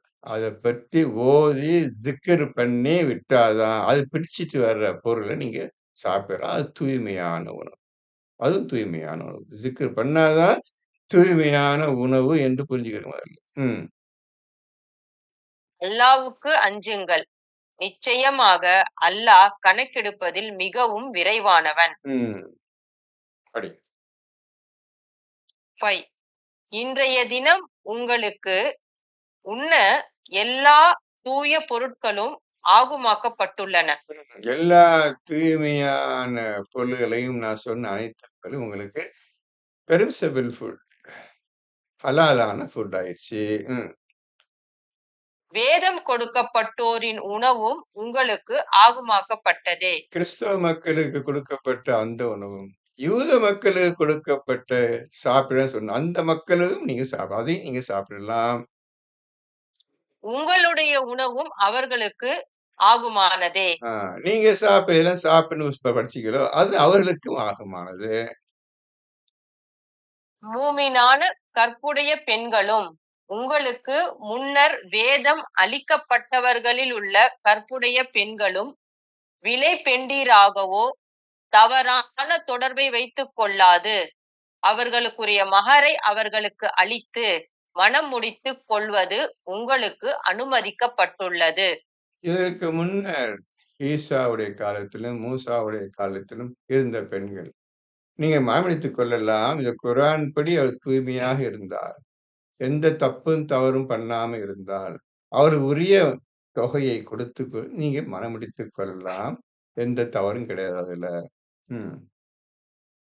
மேலும் எவர் ஈமானை நிராகரிக்கிறாரோ அவருடைய அமல் அழிந்து போகும். ஈமானை நிராகரிக்கும் மக்களுடைய செயல்கள் அழிந்து போகும். இப்ப நம்ம தூய்மை அடையணும். அதுக்கப்புறம் ஈமான் கொள்ளணும். இப்ப அல்லாஹ் டைரக்டா நம்ம பார்த்து சொல்லிட்டான். ஈமான் கொள்ளவில்லையோ அவருடைய செயல்கள், அமல்கள் அனைத்தும் அழிந்து போகும். மேலும் அவர் மறுமையில் நஷ்டமடைந்தோரில் ஒருவராகவே இருப்பார். அப்ப ஈமான் கொள்ளாதவங்களுக்கு எங்க நம்ம சொர்க்கம் போறது? நஷ்டம் தானே, காப்பீடு தானே, நரகம் தானே அவங்களுக்கு. 6. மூமின்களே, நீங்கள் சலாத்துக்கு தயாராகும் போது முன்னதாக உங்கள் முகங்களையும் முழங்கைகள் வரை உங்கள் இரு கைகளையும் கழுவி கொள்ளுங்கள். இப்போ என்ன சொல்ல போறீங்கம்மா? உங்க எல்லாரையும் கேட்கிறேன். நீங்க சலாத்துக்கு தயாராகும் பொழுது, சலாத் இன்னைக்கு அர்த்தம் தெரியாது. பல தடவை உங்களை சொல்லிட்டேன். இந்த ஒரே ஒரு ஆயத்துல தான் நீங்க சலாத்தை கற்றுக்கொள்ள முடியும், செயல்படுத்த முடியும். சலாத்தை செய்வதற்கு நீ எந்த நிலைமை இருக்க வேண்டும் என்று ஒரே ஒரு ஆயத்துல சொல்லிட்டேன் உங்களுக்கு. நிறைய எல்லாரும் சொல்லியிருக்கிறான். அந்த ஒரு ஆயத்தை நீங்க ஒழுங்கா பின்பற்றினால்தான் சலாத் என்னவென்று உங்களுக்கு ஒவ்வொருவருக்கும் தெரியும். 8:2 பிரகாரம் 8 எல்லாம் எழுதிக்கிறங்க. அந்த முக்கியமான விஷயம். நிறைய பேர் தப்பு தப்பா கேட்கறீங்க. நிறைய தடவ சொல்லியிருக்கேன். திருத்தவே சொல்லிருக்கேன். யாரும் திருத்த மாட்டேங்கிறீங்க. நான் நிறைய தடவ திருத்தி சொல்லியிருக்கேன். நிறைய சொல்லியிருக்கிறேன். யாரும் எழுதிக்கிறதும் இல்ல. அப்புறம் திருப்பி அதே படிக்கிறீங்க. இப்போ ஒரே ஒரு ஆயத் தான்ப்பா. எல்லாம் சொன்ன குர்ஆன்லயே இந்த ஒரு ஆயத்த ஒழுங்கா புரிந்து கொண்டவன் ஸலாத்தை புரிந்து கொண்டான். இல்லாவிட்டால் ஒரு கால் கிடையாது. திருப்பி உங்களுக்காக மறுமுறை சொல்லி 8:2 எடுத்துக் கொள்ளுங்கள். இதெல்லாம் நீங்க ஸலாத் ஹெட்டிங் எழுதி வச்சுக்கணும். இப்படி ஸலாத் இந்த மாரி வழிமுறை தேவைப்படுது. ஸலாத் என்னவென்று புரிந்து கொள்வதற்கே இவ்வளவு வழிமுறை தேவைப்படுது என்று எழுதி வச்சுக்கணும். மறக்கவே கூடாது எந்த சமயத்திலும். 8:2 எல்லாம் எடுத்துக்கிறங்க. இப்போ சொல்றேன் கேட்டுக்கிறங்க. அரபிலையும் பார்த்துக்கிறங்க. தமிழ்லையும் பார்த்துக்கிறங்க. இன்னமல் மூமினூன அல்லஸீன இஸா ஸிக்ரல்லாஹ வஜிலத் குலூபஹும். உண்மையான நிச்சயமாக மூமின்கள் யார் என்றால், இப்ப அல்லாஹ் சொல்றான்பா. யாருப்பா உண்மையான மூமின்கள்? அல்லாஹ் சொல்றான்பா. மூமின்கள் தான். யாரு மூமின் இல்லையோ அவருக்கு நரகம் இப்ப முந்தின ஆயத்துல பார்த்தீங்க. எவள் ஈமான் கொள்ளவில்லையோ, எவர்கள் தக்குவா அடையவில்லையோ நரகம் தான் பார்த்தீங்க இப்போ. இப்போ பாருங்க ஆண்டவன் 8:2ல இன்னமல் மூமினூன அல்லஸீன இஸா ஸிக்ரல்லாஹ வஜ்லத் குலூபஹும். நிச்சயமாக மூமின்கள் உண்மையான மூமின்கள் யார் என்றால், இப்ப அல்லாஹ் விவரிக்கிறான். மூமின்களை பத்தி விவரிக்கிறான். நல்லா புரியும். மூமினை அல்லாஹ் எவ்வாறு விவரிக்கின்றான்? அப்படி எழுதிக்கிறங்க. மூமினை அல்லாஹ் எவ்வாறு விவரிக்கின்றான். இனி பேசும்போது ஒரு கால் நீங்க தப்பா பேசிடக்கூடாது. இந்த விஷயத்தை மேற்கோள் காட்டி தான் நீங்க பேச வேண்டும். அது சொல்லிட்டு உங்கள்ட்ட. இப்போ இஸா ஸிக்ரல்லாஹ் அல்லாவின் ஸிக்ரினால் நிறைய சொல்லிட்டேன். திருப்பியும் மறுபடியும் சொல்றேன். அல்லாஹ்வுடைய ஸிக்ரினால் இதுக்கு என்ன அர்த்தம்னு கேட்டா, உண்மையான மூமின் எப்படிப்பட்டவர் என்றால் யார் தெரியுமா? அப்படி அல்லாஹ் நம்மள பார்த்து கேட்கிறான். அல்லாஹ்வுடைய ஸிக்ரினால் அல்லாஹ் அவனிடம் பேசுவதைக் கொண்டு, அல்லாஹ் அந்த மனிதனிடம் பேசுவதைக் கொண்டு, பேசுவது என்றால் அல்லாஹ் ஸிக்ர் மூலம் தான் உங்களோட பேசுவான். நீங்க பேசுற பாஷையில ஒரு காலும் கிடையாது. அந்த பாஷைக்கு அர்த்தமே கிடையாது. இஸா ஸிக்ரல்லாஹ அல்லாஹ்வின் ஸிக்ரினால் அல்லாஹ் உங்களுக்கு இப்போ உபதேசம் செய்கின்றான். என்ன உபதேசம்? ஸிக்ர் மூலமா உபதேசம் செய்கின்றான். அப்படி உபதேசம் செய்யும் பொழுது அவர் இருதயம் பயந்து நடுங்கி விடும். இருதயம் பயந்து நடுங்கி. ஃபர்ஸ்ட் டைம் அல்லாஹ் இழுத்துட்டீங்க பேசுறதுக்கு. அல்லாஹ்ட்ட விஷயம் கேட்டீங்க. இறங்குது. உங்கள பேசுறான். விஷயத்த சொல்றான்.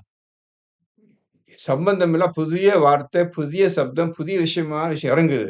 உங்க இருதயம் பயந்து நடுங்கி யார் பேசுறது என்னோட? இந்த மாரி விஷயம் வருது. யார் சொல்லுவாங்க விஷயம்? நிச்சயமா அல்லாஹ் வந்தது. நிச்சயமா உண்மையான அறிந்து கொள்வது அல்லாஹ்விடம் வந்த செய்தி. அல்லாஹ்விடம் வந்த வஹி. அல்லாஹ்விடம் வந்த வழிகாட்டி. அப்படி பார்க்கும்போது கை, கால் நடுங்கி போயிரும். இருதயம் பயந்து நடுங்கி போயிரும். இதுதான் முதல் வரிக்கு உள்ள அர்த்தம். இன்னமல் மூமினூன அல்லஸீன இஸா ஸிக்ரல்லாஹ் வஜிலத் குலூபஹும் வஜிலத் நடுங்கிவிடும் இருதயங்கள் பயந்து நடுங்கிவிடும். இந்த எக்ஸ்பீரியன்ஸ் யார் அடையறாங்களோ இவங்க தான் ஈமான் கொண்டவர்கள். இப்போ ஈமான் கொண்டவர்களுடைய ஃபர்ஸ்ட் விஷயம் ஆரம்பம். இப்ப அல்லாஹ் சொல்லி கொடுக்குறான். இப்போ குர்ஆன் அல்லாஹ் சொல்லி தர்றான். நீங்க கேட்கிற கேள்விகள் எல்லாம் அல்லாஹ்ட்ட வந்துட்டே இருக்குது. வர வர வர வர அப்படியே அல்லாஹ்வை நீங்க லயிச்சிடுறீங்க. அல்லாஹ்வோட சேர்ந்து ஃபர்ஸ்ட் டைம் பேசும்போது நடுங்கிடுறீங்க. அப்புறம் அடிக்கடி வருது. வர வர வர உங்களுக்கு பரிச்சயம் ஆயிடுச்சு. அடுத்த வரி. அவர்களுக்கு குர்ஆனுடைய வசனங்கள் ஓதி காண்பிக்கப்பட்டால் அவர்களுடைய என்ன ஆகும் போட்டுது அடுத்தது? ஈமான் அதிகரிக்கும். ஈமான் அதிகரி. இப்ப ஆண்டவர் சொல்றான்ப்பா, நம்ம யாரும் சொல்லிக்கல. அல்லாஹ் நம்மள பார்த்து சொல்றான். இந்த குர்ஆன் புத்தகமா சொல்றான். இப்போ அடுத்த ஆயத்த ஓதுறாரு, கேட்கிறாரு. அடுத்த ஆயத்த இப்ப குர்ஆன் பூரா ஓதிட்டே வர்றாரு. குர்ஆன் ஆயத்த ஓத, ஓத, ஓத ஈமான் அதிகரிச்சுட்டே போகுது அவருக்கு. ஒரு ஈமான் இல்ல.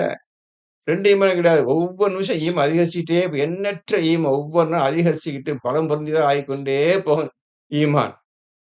அல்லாஹ்வுடைய பேச்சினால். இப்ப அல்லாஹ் பேச ஆரம்பிச்சுட்டான். அடுத்த ஆயத்த ஓதுறாரு. அடுத்த விளக்கம். அடுத்த ஆயத்த ஓதுறாரு. அடுத்த விளக்கம். செயல்படுத்தும் முறை எல்லாம் வந்துட்டே இருக்குது. அவர்கள் குர்ஆன் வசனம் ஓதி காண்பிக்கப்பட்டால், ஈமான் இன்னும் அதிகரிக்கும். அடுத்தது. இதன் மூலமாக இறைவனையே சார்ந்து இருப்பார்கள். அப்போ இப்படிப்பட்ட மக்கள், இவர்கள் மட்டும்தான் இறைவனையே சார்ந்து இருப்பார்கள். ஒரு மூமின் எப்படி ஆகுவான்? அவன் எப்படி இருப்பான்? நடத்தை எப்படி இருக்கும்? அவன் அல்லாஹ்விடத்தில் எப்படி நடந்து கொள்வான்? அல்லாஹ் எப்படி பேசுவான்? அல்லாஹ் பேசும்போது அவன் நிலைமை எப்படி மாறும்? எல்லாமே 8:2 சொல்லப்பட்டு விட்டது. இப்போ இப்பேற்பட்டவன் இந்த மனிதர் மட்டும்தான் நல்லா எல்லாம் நல்லா புரிஞ்சுக்கிறங்க. இது மேல 8:2 சொல்லப்பட்ட விஷயம் 3 விஷயத்தை ஒழுங்கா பார்த்தீங்க எல்லாரும். இப்ப சொன்னது மனசுல பதிஞ்சே இருக்கும். மறக்க முடியாத அளவுக்கு சொல்லிட்டேன் நான் உங்களுக்கு. இப்போ இந்த அல்லாஹ்வுக்கு பயந்து குர்ஆன் ஆயத்து ஓத, ஓத ஈமான் அதிகரிச்சு, இதன் மூலமாக அல்லாஹ்வே சார்ந்து இருக்கிறார் அந்த மனிதர். இணைந்து விட்டார். ஒன்றிணைக்கப்பட வேண்டியதை ஒன்று இணைத்து விட்டார் 2:27 பிரகாரம். இப்போ இந்த ஆளு மட்டும் குறிப்பிடுறா. இப்ப இந்த மனிதர் தான். அடுத்த 8:3 படிங்க. அவர்கள் சலாத்தை நிலைநிறுத்துவார்கள். நிறுத்துங்கப்பா. மேலே சொன்ன 8:2 படி எந்த மனிதரை அல்லாஹ் இவ்வாறு சொல்லுகின்றானோ, அந்த மனிதர் மட்டும்தான் சலாத்தை நிலைநிறுத்துவார். எதுக்காக சொல்றேன் இது? இப்ப படிச்சீங்கல்ல, மேலும் சலாத்துக்கு நீங்கள் தயாராகும் பொழுதுன்னு படிச்சீங்கல்ல இப்போ? படிச்சீங்கல்ல? ஆமா காக்கா. ஆமா காக்கா. அது ஒரே ஒரு வார்த்தை தான்ப்பா சொல்றேன். எல்லாம் கேட்டுக்கங்கப்பா. உண்மைய சொல்றேன்ப்பா உங்களுக்கு. உங்க கண்ணு முன்னாடி கண்ணா படிச்சுட்டீங்கப்பா. நானா புதுசா சொல்லலப்பா. கண்ணா பார்த்துட்டீங்க. இந்த பாக்கியத்தை எப்ப அடையுறதுன்னு மட்டும் நீங்க அல்லாஹ்ட்ட கேட்டுக்கிட்டு, இதிலேயே முழுமையா உங்க வாழ்க்கைய அமைச்சுக்கணும். மறுபடியும் தப்பு தப்பா சலாத் என்னத்த பேசிட்டு வேண்டாம். ஒருத்தன் சலாத்த செய்வதற்கு தகுதி 8:2 பிரகாரம் அவன் அடைய வேண்டும். அல்லாஹ்வுடன் பேசி இருக்க வேண்டும். பேசிக்கொண்டே இருக்க வேண்டும். ஈமானை அதிகப்படுத்திக் கொண்டே இருக்க வேண்டும். அல்லாஹ்வுடன் இணைந்து வர வேண்டும். இவன் மட்டும்தான் சலாத்தை நிலைநிறுத்துவார்கள். எல்லாத்துக்கும் தெளிவா புரிஞ்சு இருக்குன்னு நினைக்கிறேன். மத்தபடி திருப்பி அவசியமே கிடையாது. வீட்டுக்குள்ள போட்டு மறுபடியும் கேட்டுக்கிறங்க. இப்ப நல்லா சொல்லுங்கப்பா. இப்ப வாங்க வாங்க. இப்ப படிச்சீங்க சலாத்துக்கு தயாராகும் பொழுதுன்னு படிச்சீங்கல்ல, அந்த லைனுக்கு வந்து 8, 2 அண்ட் 3 எழுதிருங்க. 8ல 2 அண்ட் 3 நிறைய பேரு தப்பு தப்பா படிக்கிறீங்க. தொழுகை இன்னும் பேசிட்டீங்க. எவ்வளவு சொல்லி கேட்க மாட்டீங்க. நான் ஒண்ணும் சொல்ல முடியாதுங்க. சந்தோஷம் அது. ஓதுறது ஒழுங்கா பார்த்து ஓதுங்க. அரபி தெரியலையா? அரபி தெரிவு இருக்கிறாங்க. நம்ம குரூப்ல இருக்கிறாங்க. கேட்டுக்கிறங்க. கேட்டு திருத்திக்கிறங்க. தப்பில்லாம வாசிக்க முதல்ல கவனம் செலுத்துங்க. அதுக்கப்புறம் தான் நம்ம வேலை செய்ய முடியும். சிந்திக்க முடியும். அர்த்தத்த கண்டுபிடிக்கிறதுக்காக எல்லா வேலையும் செய்ய முடியும். இப்ப படிங்கப்பா. படிங்க. உங்களுடைய தலைகளை இல்லம்மா. முதல்ல படிங்கம்மா. ஈரக்கையால் இல்லம்மா. முதல்ல ஃபர்ஸ்ட்ல படிங்க. இருந்தா சரி காக்கா. மூமின்களே, நல்லா நீங்கள் பார்த்துக்கங்கப்பா. நல்லா சலாத்துக்கு கொஞ்சம் இருங்க. யார கூப்பிடுறா? மூமின்களே. மூமின்கள் எதுல வந்து பார்த்தோம்?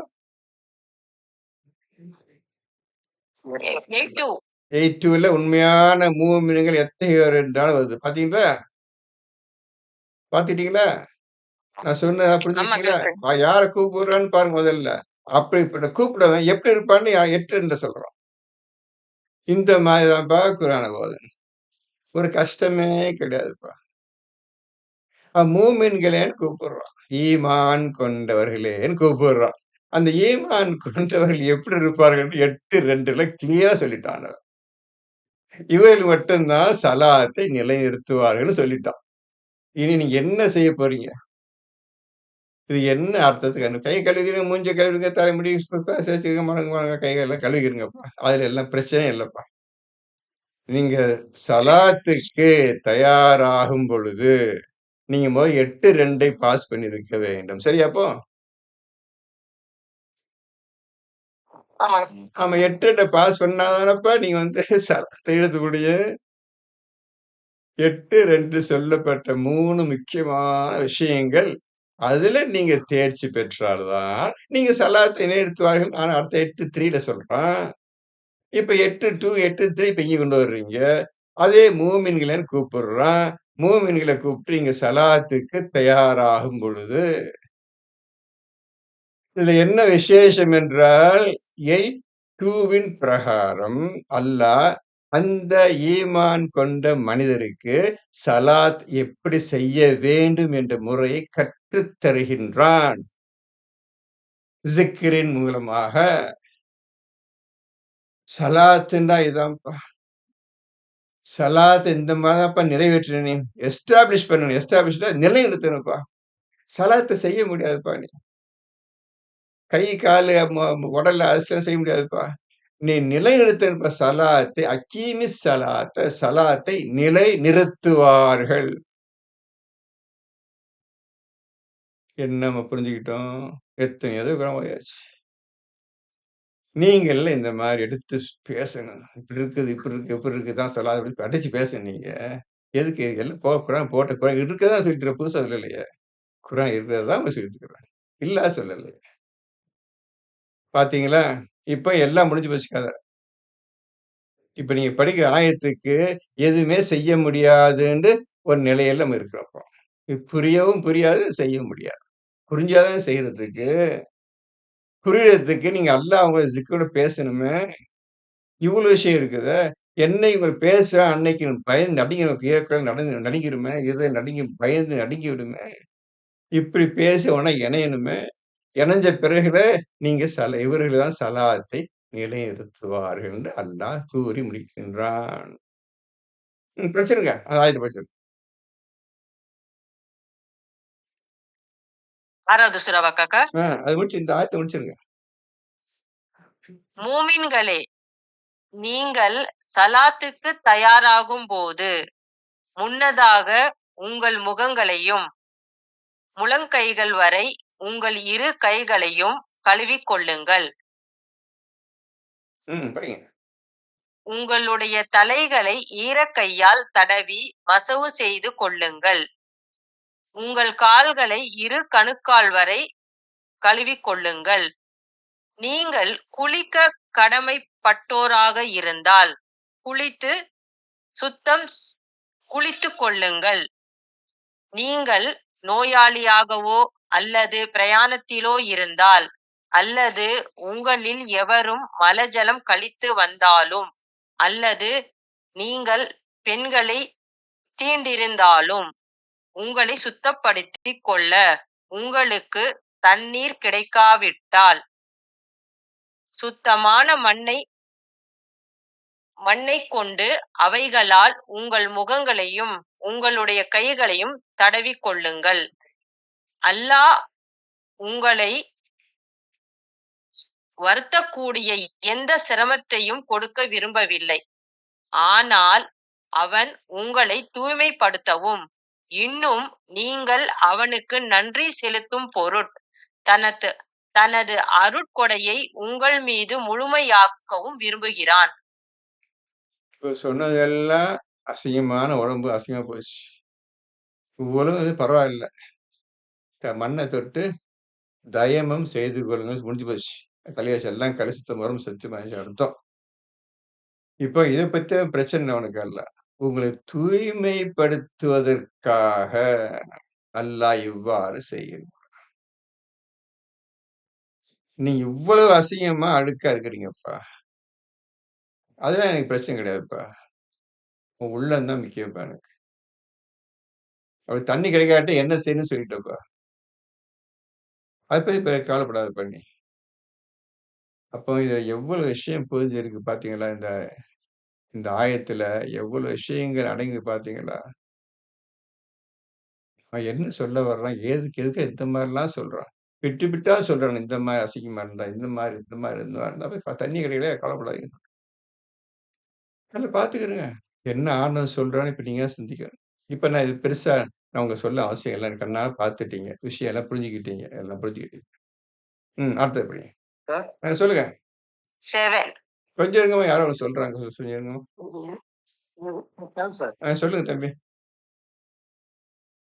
சார் இப்ப இந்த மண்ணை தடவி கொள்ளுங்கன்றது, ஆனா இப்ப நம்ம இப்போ அதெல்லாம் வந்து அந்த காலத்துக்கு சொன்ன மாதிரி இருக்கு சார். அந்த சூழ்நிலையில வாழ்ந்தவங்களுக்குலாம். சரி கரெக்ட். இப்ப நம்ம வந்து சிட்டிக்குள்ள இருக்கிறோம். இங்க மண்ணும் கிடையாது, எதுவுமே கிடையாது. கரெக்ட். இப்போ மண்ணும் கிடையாது, மண்ணாங்கட்டியும் கிடையாது. என்ன சார்? மாறிடுச்சு. கரெக்ட் மாறிடுச்சு.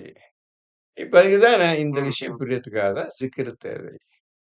அப்ப தயமம் ம், மண்ணை தொட்டு தடவி கொள்ளுங்கன்னு சொல்றான். இதுக்கு தான் இப்போ ம். என்னதான் மண்ணுண்டா என்ன? தடவுறதுண்டா என்ன?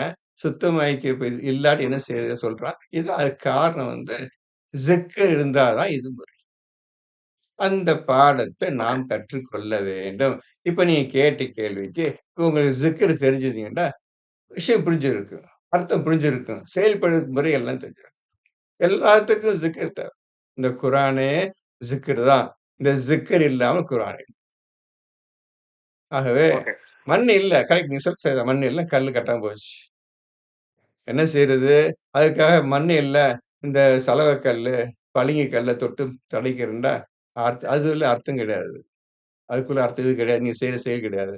நீ சிக்ரா மாத்தி, நீ தூய்மையை அடைந்து, நீ தக்குவாவை 3 விஷயம் அடைஞ்சா தான், இந்த சொன்ன ஆயத்துக்கு ஒவ்வொரு வார்த்தைக்கும் உள்ள உண்மையான அர்த்தமும், விளக்கம், மேன்மையான விஷயங்களும் அது அடங்கி இருக்கிறது நமக்கு புரியும். இப்படிதான் குரான் ஓதணும். இல்ல, நீங்க சொன்னது சரிதான். இது கிடையாது. அப்படி எல்லாம் பேசுவாங்க. நம்ம இந்த பதில் சொன்னீங்க. சிக்கிரமா கத்துக்க, எல்லாம் புரிஞ்சு போயிரும்னு சொல்லணும். சரியா தம்பி? ஆ, சரி சார். படி. அது மண் எல்லாமே மாறி இருக்கு சார். குரான்ல சொன்னது வந்து எதுவுமே நடக்காம எல்லாமே மாறிச்சு. பிறப்பா இருக்கட்டும், இறப்பா இருக்கட்டும். ஆமா. அல்லாஹ் ஒரு நடைபெறுச்சுன்னா அந்த மாதிரி எதுவுமே நடக்கிறது இல்லைங்க. எல்லாமே மாறி போச்சு.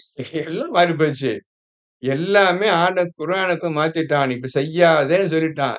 அப்படிதான் எல்லாம் செஞ்சுட்டு இருக்கிறாங்க. அதை என்னால செய்ய முடியாது மனிதன் சொல்லி. நீ இப்படித்தான் நடந்து கொள்ள வேண்டும். நீ செய்து கொண்டிருக்கின்ற முறையை மாற்றிக்கொள். இது ஒத்து வராது. இப்ப நான் ஒரு விஷயம் சொல்றேன். இந்த விஷயத்தின்படி, இந்த அடிப்படையின்படி தான் நீங்க நடந்து கொள்ள வேண்டும். அதுக்காக உங்களுக்கான தீனை, இஸ்லாத்தை தேர்ந்தெடுத்திருக்கின்றேன். அந்த இஸ்லாத்துக்குள் நுழைஞ்சுக்க. எல்லா விஷயம் சொல்லப்பட்டிருக்கின்றன. அதன்படி நடந்து கொள். நீ நடந்து கொண்டிருக்கும் முறையை முற்றிலும் ஒதுக்கித் தள்ளி விடுவீராக. நீ செய்வது எதுக்குமே லாயக்கு கிடையாது. ஆகவே தான் ஒரே வார்த்தை சொல்லிட்டான். இஸ்லாம் அல்லாத வாழ்க்கையை எவன் வாழ்ந்து நாளைக்கு அல்லாம வர்றானோ, ஒரு காலும் ஒப்புக்கொள்ளப்பட மாட்டார். கைப்பற்றுச்சு. ம். சரியா புரிஞ்சுட்டீங்களா? சரி படிங்க. ம். சரி. ம். படிங்க. 7. மேலும் உங்கள் மீதுள்ள அல்லாவின் அருளையும் அவன் உங்களிடம் வாக்குறுதி வாங்கிய பொழுது நீங்கள் அதை உறுதிப்படுத்தி நாங்கள் செவி மடுத்தோம், நாங்கள் உனக்கு வழிபட்டோம் என்று நீங்கள் கூறியதையும் திக்ர் செய்யுங்கள். அன்னைக்கு ரசூல் சொன்னதெல்லாம் கேட்டுக்கிட்டேன். அதுவே நடப்பேன் என்று வாக்குறுதி கொடுத்தீங்களே எனக்கு. அது கொஞ்சம் கொண்டு வாங்கல. அந்த விஷயத்த கொண்டு வாங்கல. எப்படி வாக்குறுதி குடுத்தீங்க? ரசூல் முன்னாலயும் எல்லாம் நிண்டுகிட்டு, நான் இப்படி நடந்துக்கிறோம். நீங்க சொல்லி நடப்போம் என்றெல்லாம் வாக்குறுதி குடுத்தீங்களே! அது கொஞ்சம் ரீகால் பண்ணுங்களேன் அத. ஜிக்ர் பண்ணுங்களேன் அத. அன்னைக்கு பேசின பேச்ச. நேத்து பேசுனீங்களா? 1 வருஷத்துக்கு முந்தி பேசுனீங்களா? கொஞ்சம் யோசிச்சு பாருங்க. கொண்டு வாங்க. என்ன மாரி நிலையில, யாரு முன்னால இந்த மாரி வாக்குறுதி குடுத்தீங்கன்னு கொஞ்சம் யோசிச்சு பாருங்களேன். பயம் பயம் வந்துருமே! அன்னைக்கு வாக்குறுதி குடுத்தோம். நீ அப்படியே மாறு செய்து கொண்டிருக்கின்றோமே என்று உன்னுடைய இருதயம் பயந்து விடுமே! உண்மையான மூமினா இருந்தால். ஜிக்ர் செய்யுங்கள். ம், அல்லாவுக்கு அஞ்சுங்கள், ம். நிச்சயம் நிச்சயமாக அல்லாஹ் இருதயங்களில் உள்ள ரகசியங்களை எல்லாம் நன்கு அறிந்தவனாக இருக்கின்றான். ஆகவே நீங்க எதையும் மறைக்க முடியாதுப்பா. உண்மை வந்தே தீரும்பா. எல்லா ரகசியங்களையும், எல்லா உண்மைகளையும் நான் அறிந்து கொண்டுதான்ப்பா இருக்கிறேன். நிச்சயமா யாவற்றையும் அல்லாஹ் அறிந்து கொண்டவனும் பார்த்துக் கொண்டும் இருக்கிறான்ப்பா என்று தன்னைப் பற்றி அல்லாஹ் சொல்லுகின்றான். ம். 8. மூமின்களே, நியாயத்தை நிலைநாட்டுவதற்காக அல்லாஹ்வுக்கு நீங்கள் உறுதியான சாட்சியாக இருங்கள். இப்போ நீதியை நிலைநாட்டணும்ப்பா. யாரு வந்தாலும் இந்த குர்ஆன் சொன்ன விஷயத்துக்கு நான் மாறு செய்ய மாட்டேன். இது சொல்லப்பட்ட ஆயத்தின் பிரகாரம் தான் நடப்பேன். நான் ஒரு காலம் அல்லாஹ்வுக்கு கொடுக்க மாட்டேன். இதான் நியாயம். இந்த குர்ஆன் நியாயத்தைத் தவிர வேறு எதையும் போதிக்கவில்லை. ஆகவே எப்பொழுதும் நியாயமாக இருங்கள் என்று அல்லாஹ் முதல் வரியில சொல்றான். எந்த ஒரு கூட்டத்தார் மீதும் நீங்கள் கொண்டுள்ள வெறுப்பு நீதி செய்யாமல் இருக்க உங்களை தூண்ட வேண்டாம். ஒரு கூட்டம் இருக்குது. அநியாயம் பண்ணுது. அவங்களுக்கு ஒரு நியாயம்ன்ற பேச்சுல, செயல்ல ஒரு நியாயம் இருந்துச்சுன்னா, அந்த நியாயத்துக்கு நீங்க அடிபணிஞ்சிருங்க. இவன் ஒரு நியாயம் தான் பண்ணா, 100 தப்பு பண்ணான்னு சொல்லி, அந்த ஒரு நியாயத்த அழிச்சிடாதீங்க. இதுதான் அர்த்தம் அதுக்கு. திருப்பி படிங்க. எந்த ஒரு எந்த ஒரு கூட்டத்தார் மீதும் ம்.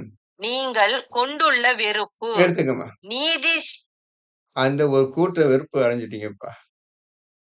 வெறுப்படைஞ்சிட்டீங்க. அந்த கூட்டம் தினமும் தப்பு பண்ணுச்சு, வெறுப்படைஞ்சிட்டீங்க. அந்த கூட்டத்தாரையும் அப்புறம் வெறுப்பு நீதி செய்யாமல் இருக்க உங்களை தூண்ட வேண்டாம்.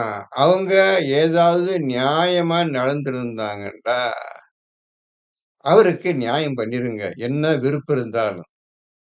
இல்ல, என்ன இவன் பண்ற நியாயத்த மட்டும் விட்டு குடுக்குறது. அட்றான்னு போயிறாதீங்க. ஒரு விருப்பா இருந்த கூட்டத்தினர் ஏதோ ஒரு நல்லது நியாயம் செய்துவிட்டால், அந்த நியாயத்துக்கு நீங்க உண்மையிலேயே உதவி செய்யுங்க, அடிபணிங்க. நியாயம் நடந்ததுக்காக.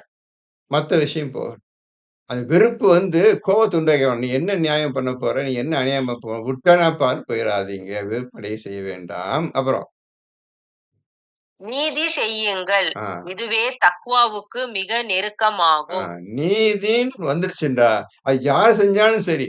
உங்களுக்கு விரோதியா இருக்கட்டும், ஒரு நண்பனா இருக்கட்டும், பிடிக்காதவன் பிடிச்ச இவன் நீதி வந்துருச்சுடா, அந்த நீதிக்கு நியாயமாக நடந்து கொள்ளுங்கள். தவறு செய்து விடாதீர்கள். இவன் நமக்கு பிடிக்காதவன், விரோதி என்று ஒரு கால் அவனை வேற்றுமை பாராட்ட வேண்டாம்.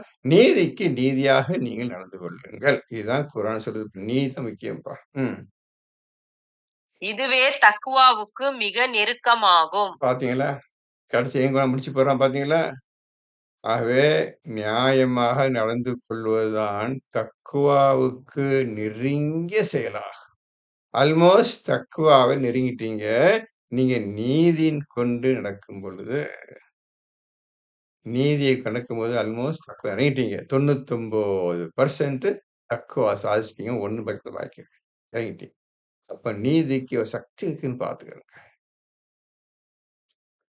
நீதிக்கு தக்வா எழுதிருங்க. நெருங்கிய செயலாகும். தக்வாவுக்கு நெருங்கிய செயலாகும் நீதி செய்வது, நியாயமாக நடப்பது. சரி, அடுத்தது. அல்லாஹ்வுக்கு அஞ்சுங்கள். நிச்சயமாக அல்லாஹ் நீங்கள் செய்பவற்றை எல்லாம் நன்கு அறிந்தவனாக இருக்கின்றான். ஆக மொத்தத்துல நீதி அரசன் அல்லாஹ்வுக்கு அஞ்சிக் கொள்ளுங்கள். நான் சொல்லுகின்றபடி இவர்கள் நடந்து கொள்கின்றார்களா என்று பார்த்த வண்ணமாகவே இருக்கின்றான்.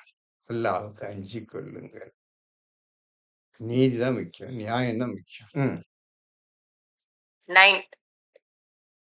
நம்பிக்கை கொண்டு நல்ல அமல்கள் செய்வோருக்கு மன்னிப்பையும் மகத்தான கூலியையும் அல்லாஹ் வாக்களித்துள்ளான்.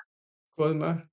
வாக்களிச்சிட்டான். இந்த மாதிரி நடந்துக்கிட்டா எந்த குறையும் இல்லாம நீ இந்த உலகத்துல வாழ்வான்னு சொல்லிட்டான். மறுமையிலும் வாழ்வான்னு சொல்லிட்டான். 10. எவர் நிராகரித்து நம் வசனங்களையும் மறுக்கிறார்களோ அவர்கள் நரகவாசிகளே ஆவார்கள். இப்போ வசனங்களை நிராகரிச்சு அதையும் மறுக்கின்றார்களோ அவர்கள் நரகவாசிகள். இந்த அல்லாஹ் வசனங்களை மறுக்கிறவர்களும் அல்லாஹ் வசனங்களை வெறுப்பவர்களும் நரகவாசிகள். நீ அல்லாஹ் வசனம் ஓதக்கூடிய யாரும் கிடையாது. அது நடக்கக்கூடிய மக்களும் யாரையும் நீ பார்க்க முடியல. இல்ல. உலகத்துல எங்கேயும் கிடையாது. ம். 11 மூமின்களே, ஒரு கூட்டத்தார் தம் கைகளை உங்களிடம் நீட்டி உங்களை கொன்றுவிட தீர்மானித்த போது உங்களை விட்டு அவர்கள் கைகளை தடுத்து அல்லாஹ் உங்களுக்கு புரிந்த அருளை ஜிக்ர் செய்யுங்கள். ஒரு கூட்டம் உங்களை அழிச்சிடணும்னு வர்றாங்க. கையை வளர்த்திட்டு வர்றாங்க. அந்த சமயத்தை அல்லாஹ் தான் அவரை தடுத்து உங்களுக்கு எந்த விதமான இன்னல்கள் வராமல் தடுத்து உங்களை காப்பாற்றிய அந்த அல்லாஹ்வை நீங்கள் அந்த செயலை நீங்கள் ஜிக்ர் செய்யுங்கள். ம். ஆகவே அல்லாஹ்வுக்கு அஞ்சுங்கள். இன்னும் அல்லாஹ்வின் மீதே மூமின்கள் நம்பிக்கை வைக்கட்டும். வைக்கட்டும். அப்போ மூமின்கள் அல்லாஹ்வின் மீதே நம்பிக்கை வைக்கட்டும். அல்லாஹ்வுக்கு அஞ்சியும் கொள்ளுங்க. அப்போ மூமின்கள் இருந்தாதான் இந்த குர்ஆனே நீங்க தொட முடியும். தூய்மை ஆயிட்டா மட்டும் தொற்ற முடியாது. நீங்க மூமினாக அந்த விஷயத்தை முழுமையாக காட்டணும். மூமின் காட்டணும். நிரூபிக்கணும். அப்ப நிரூபிச்ச மக்களுக்கு தான் இவ்வளவு பாக்கியங்களும் ஆகும். ம். 12 நிச்சயமாக அல்லாஹ் இஸ்ராயேலின் சந்ததியினரிடத்தில் உறுதிமொழி வாங்கினான். ம். மேலும் அவர்களில் இருந்து 12 தலைவர்களை அனுப்பியுள்ளோம். ம். இன்னும் உறுதிமொழி வாங்கிய போது அல்லாஹ் கூறினான், நிச்சயமாக நான் உங்களுடனேயே இருக்கின்றேன். நீங்கள் சலாத்தை நிலைநிறுத்தி ஜகாத்தும் கொடுத்து என் தூதர்களை விசுவாசித்து அவர்களுக்கு உதவியும் புரிந்து அல்லாஹ்வுக்காக அழகிய கடனும் கொடுப்பீர்களானால் நிச்சயமாக நான் உங்கள் பாவங்களை மன்னித்து சதா நீர் அருவிகள் தாளால ஓடிக்கொண்டிருக்கும் சுவனபதிகளில் உங்களை நுழைய வைப்பேன். யாருக்கு? மூமின்களுக்கு. சலாத்தை இஸ்ராயேலின் சந்ததியினர் இடத்தில் உறுதிமொழி வாங்கலாம். இந்த மாதிரி சலாத்தை நிலைநிறுத்தணும், ஜக்காத்தும் கொடுக்கணும், தூதர்களுக்கும் உதவி செய்யணும். என்ன முழுமையா ஆண்டவர் சொல்லி இதே மாதிரிதான் நம்மையும் அல்லாஹ் செய்ய சொல்லுகிறான். நம்முடைய முகமது நபி உதவி செய்ய சொல்லுகின்றான். 757 758 நாமும் இவ்வாறு தூது வருவார், உதவி செய்யுங்க, அறிந்து இந்த அல்லாஹ் கொடுத்த ஆயத்தை நம்புகிறார், நீங்கள் நம்புங்கள், அவருக்கு மதிப்பு கொடுங்கள், மரியாதை கொடுங்க, எல்லாம் வருது. 757 158 இந்த 2 நம்பரையும் இப்ப படிச்ச ஆயத்து பக்கத்தை எழுதுகிறேங்க. இஸ்ராயேல் சந்ததிகளுக்கு இவ்வாறு வாக்குறுதி வாங்கினான், நம்மிடமும் வாங்கியிருக்கின்றான். 757 பிரகாரம் 158 பிரகாரம் எழுத படிக்க தெரியாத நமது நபியாகிய முகம்மதை யாரு ஈமான் கொள்கின்றார்களோ அது ஆரம்பிக்கும்.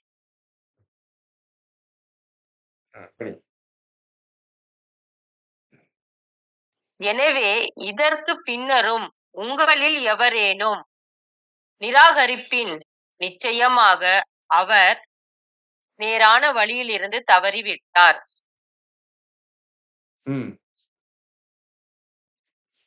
13 அப்பால் அவர்கள் தம் உடன்படிக்கையை முறித்து விட்டதால் நாம் அவர்களை சபித்தோம். இப்போ அல்லாஹ்விடம் வாக்குறுதி செய்துதான் நாம் இந்த குர்ஆன் ஓதிட்டு இருக்கிறோம். நல்லா மனசு வச்சுக்கிறோங்க. விளையாட்டுக்கா அப்படி இல்லை, வாக்குறுதி செஞ்சு ஓதிட்டு இருக்கிறோம். இப்ப வாக்குறுதி எது அடிப்படை இருக்குது?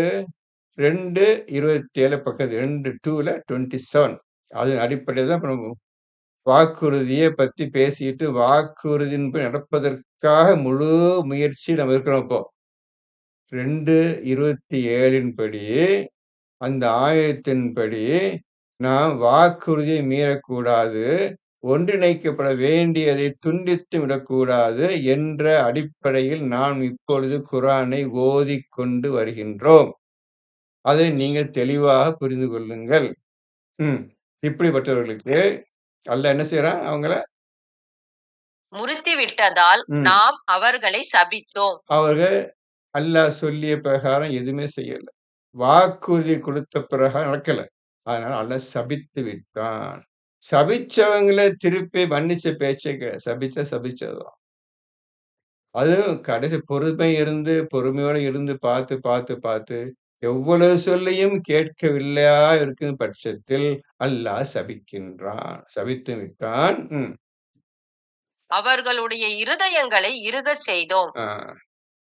இனி வேதம் இனி நீ ஒரு காலம் இஸ்லாத் பக்கமோ அல்லாஹ் பக்கமோ குர்ஆன் பக்கம் வேதத்தின் பக்கம் வரவே முடியாது. இறுகி போச்சு, பாறையா போச்சு, கெட்டு நிறைஞ்சு போச்சு. இன்னிய உடச்சிக்கிட்டு ஈமான் கொள்ள முடியாது.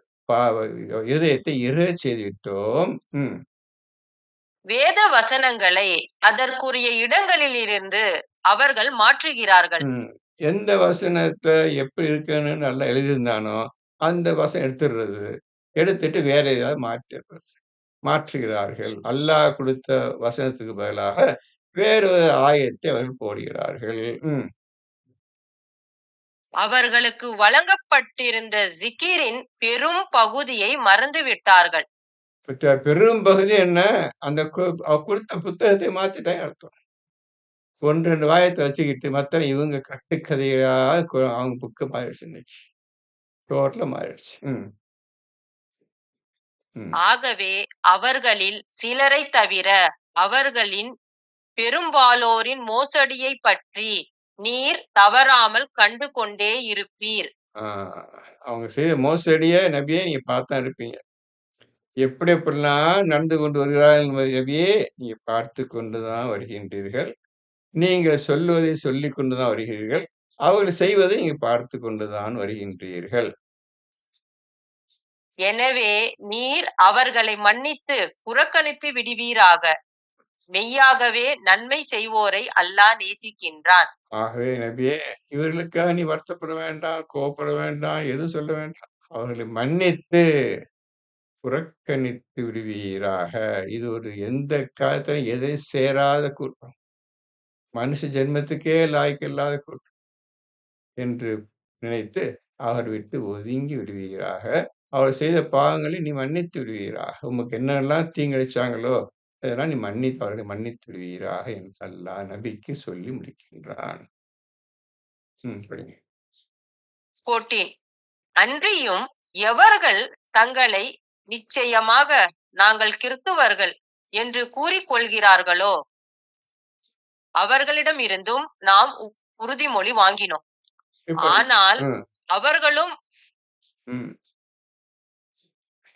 ஆனால் அவர்களும் அவர்களுக்கு வழங்கப்பட்டிருந்த ஜிக்கிரின் பெரும் பகுதியை மறந்து விட்டார்கள்.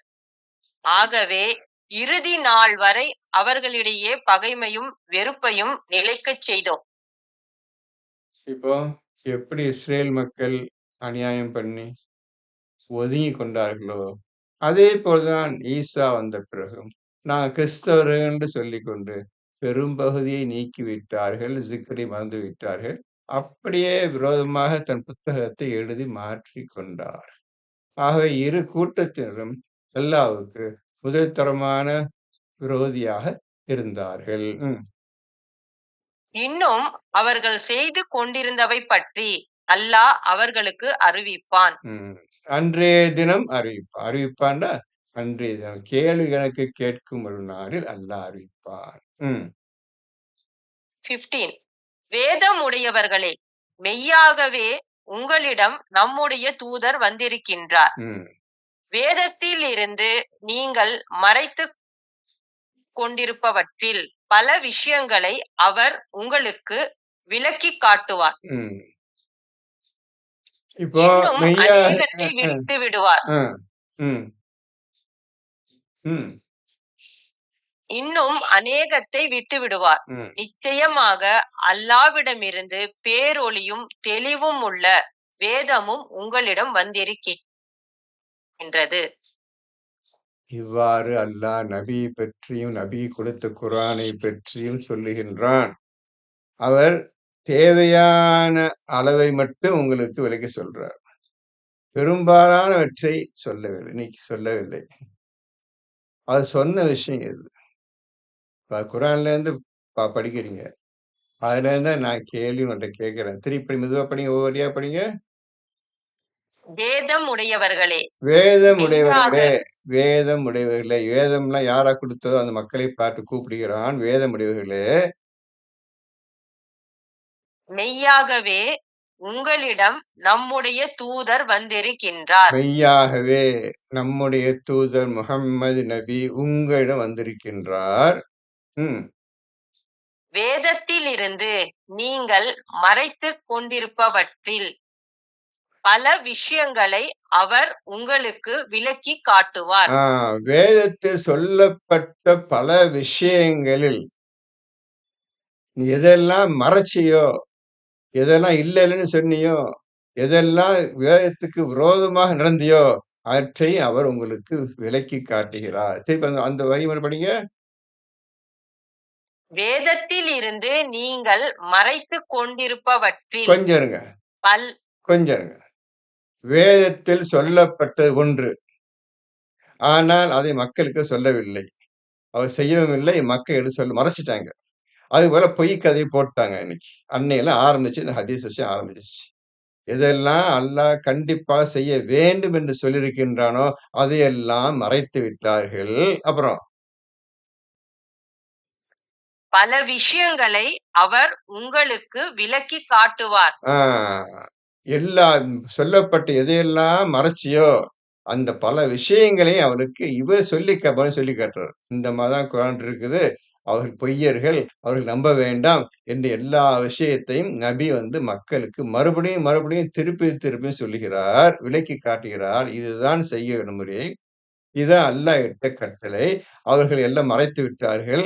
மறைத்ததை நீங்க நம்ப வேண்டாம். இதோ குர்ஆன் இருக்கு, உங்களுக்கு நான் படித்து காட்டுகிறேன், ஓதி காட்டுகிறேன் என்று அவர் சொல்லுகின்றார். இன்னும் அநேகத்தை விட்டு விடுவார். இன்னும் நிறைய விஷயங்களை விட்டுடுறார். நீங்களே படிச்சுக்கோங்க. 6235 ஆயத்துகள் இருக்கின்றன. எல்லாம் நான் சொல்ல வேண்டிய அவசியம் இல்லை. அநேக விஷயங்களை 75% நீங்களே படிச்சுக்கோங்க. முக்கியமான விஷயங்களை கண்டிப்பா செய்ய வேண்டும் என்ற விஷயத்தை மட்டும் நான் சொல்லி காட்டுகிறேன். அது உண்மையில் என்ன? நீங்க தூய்மை அடைய வேண்டும், நிச்சயம் சொல்லியிருப்பார்.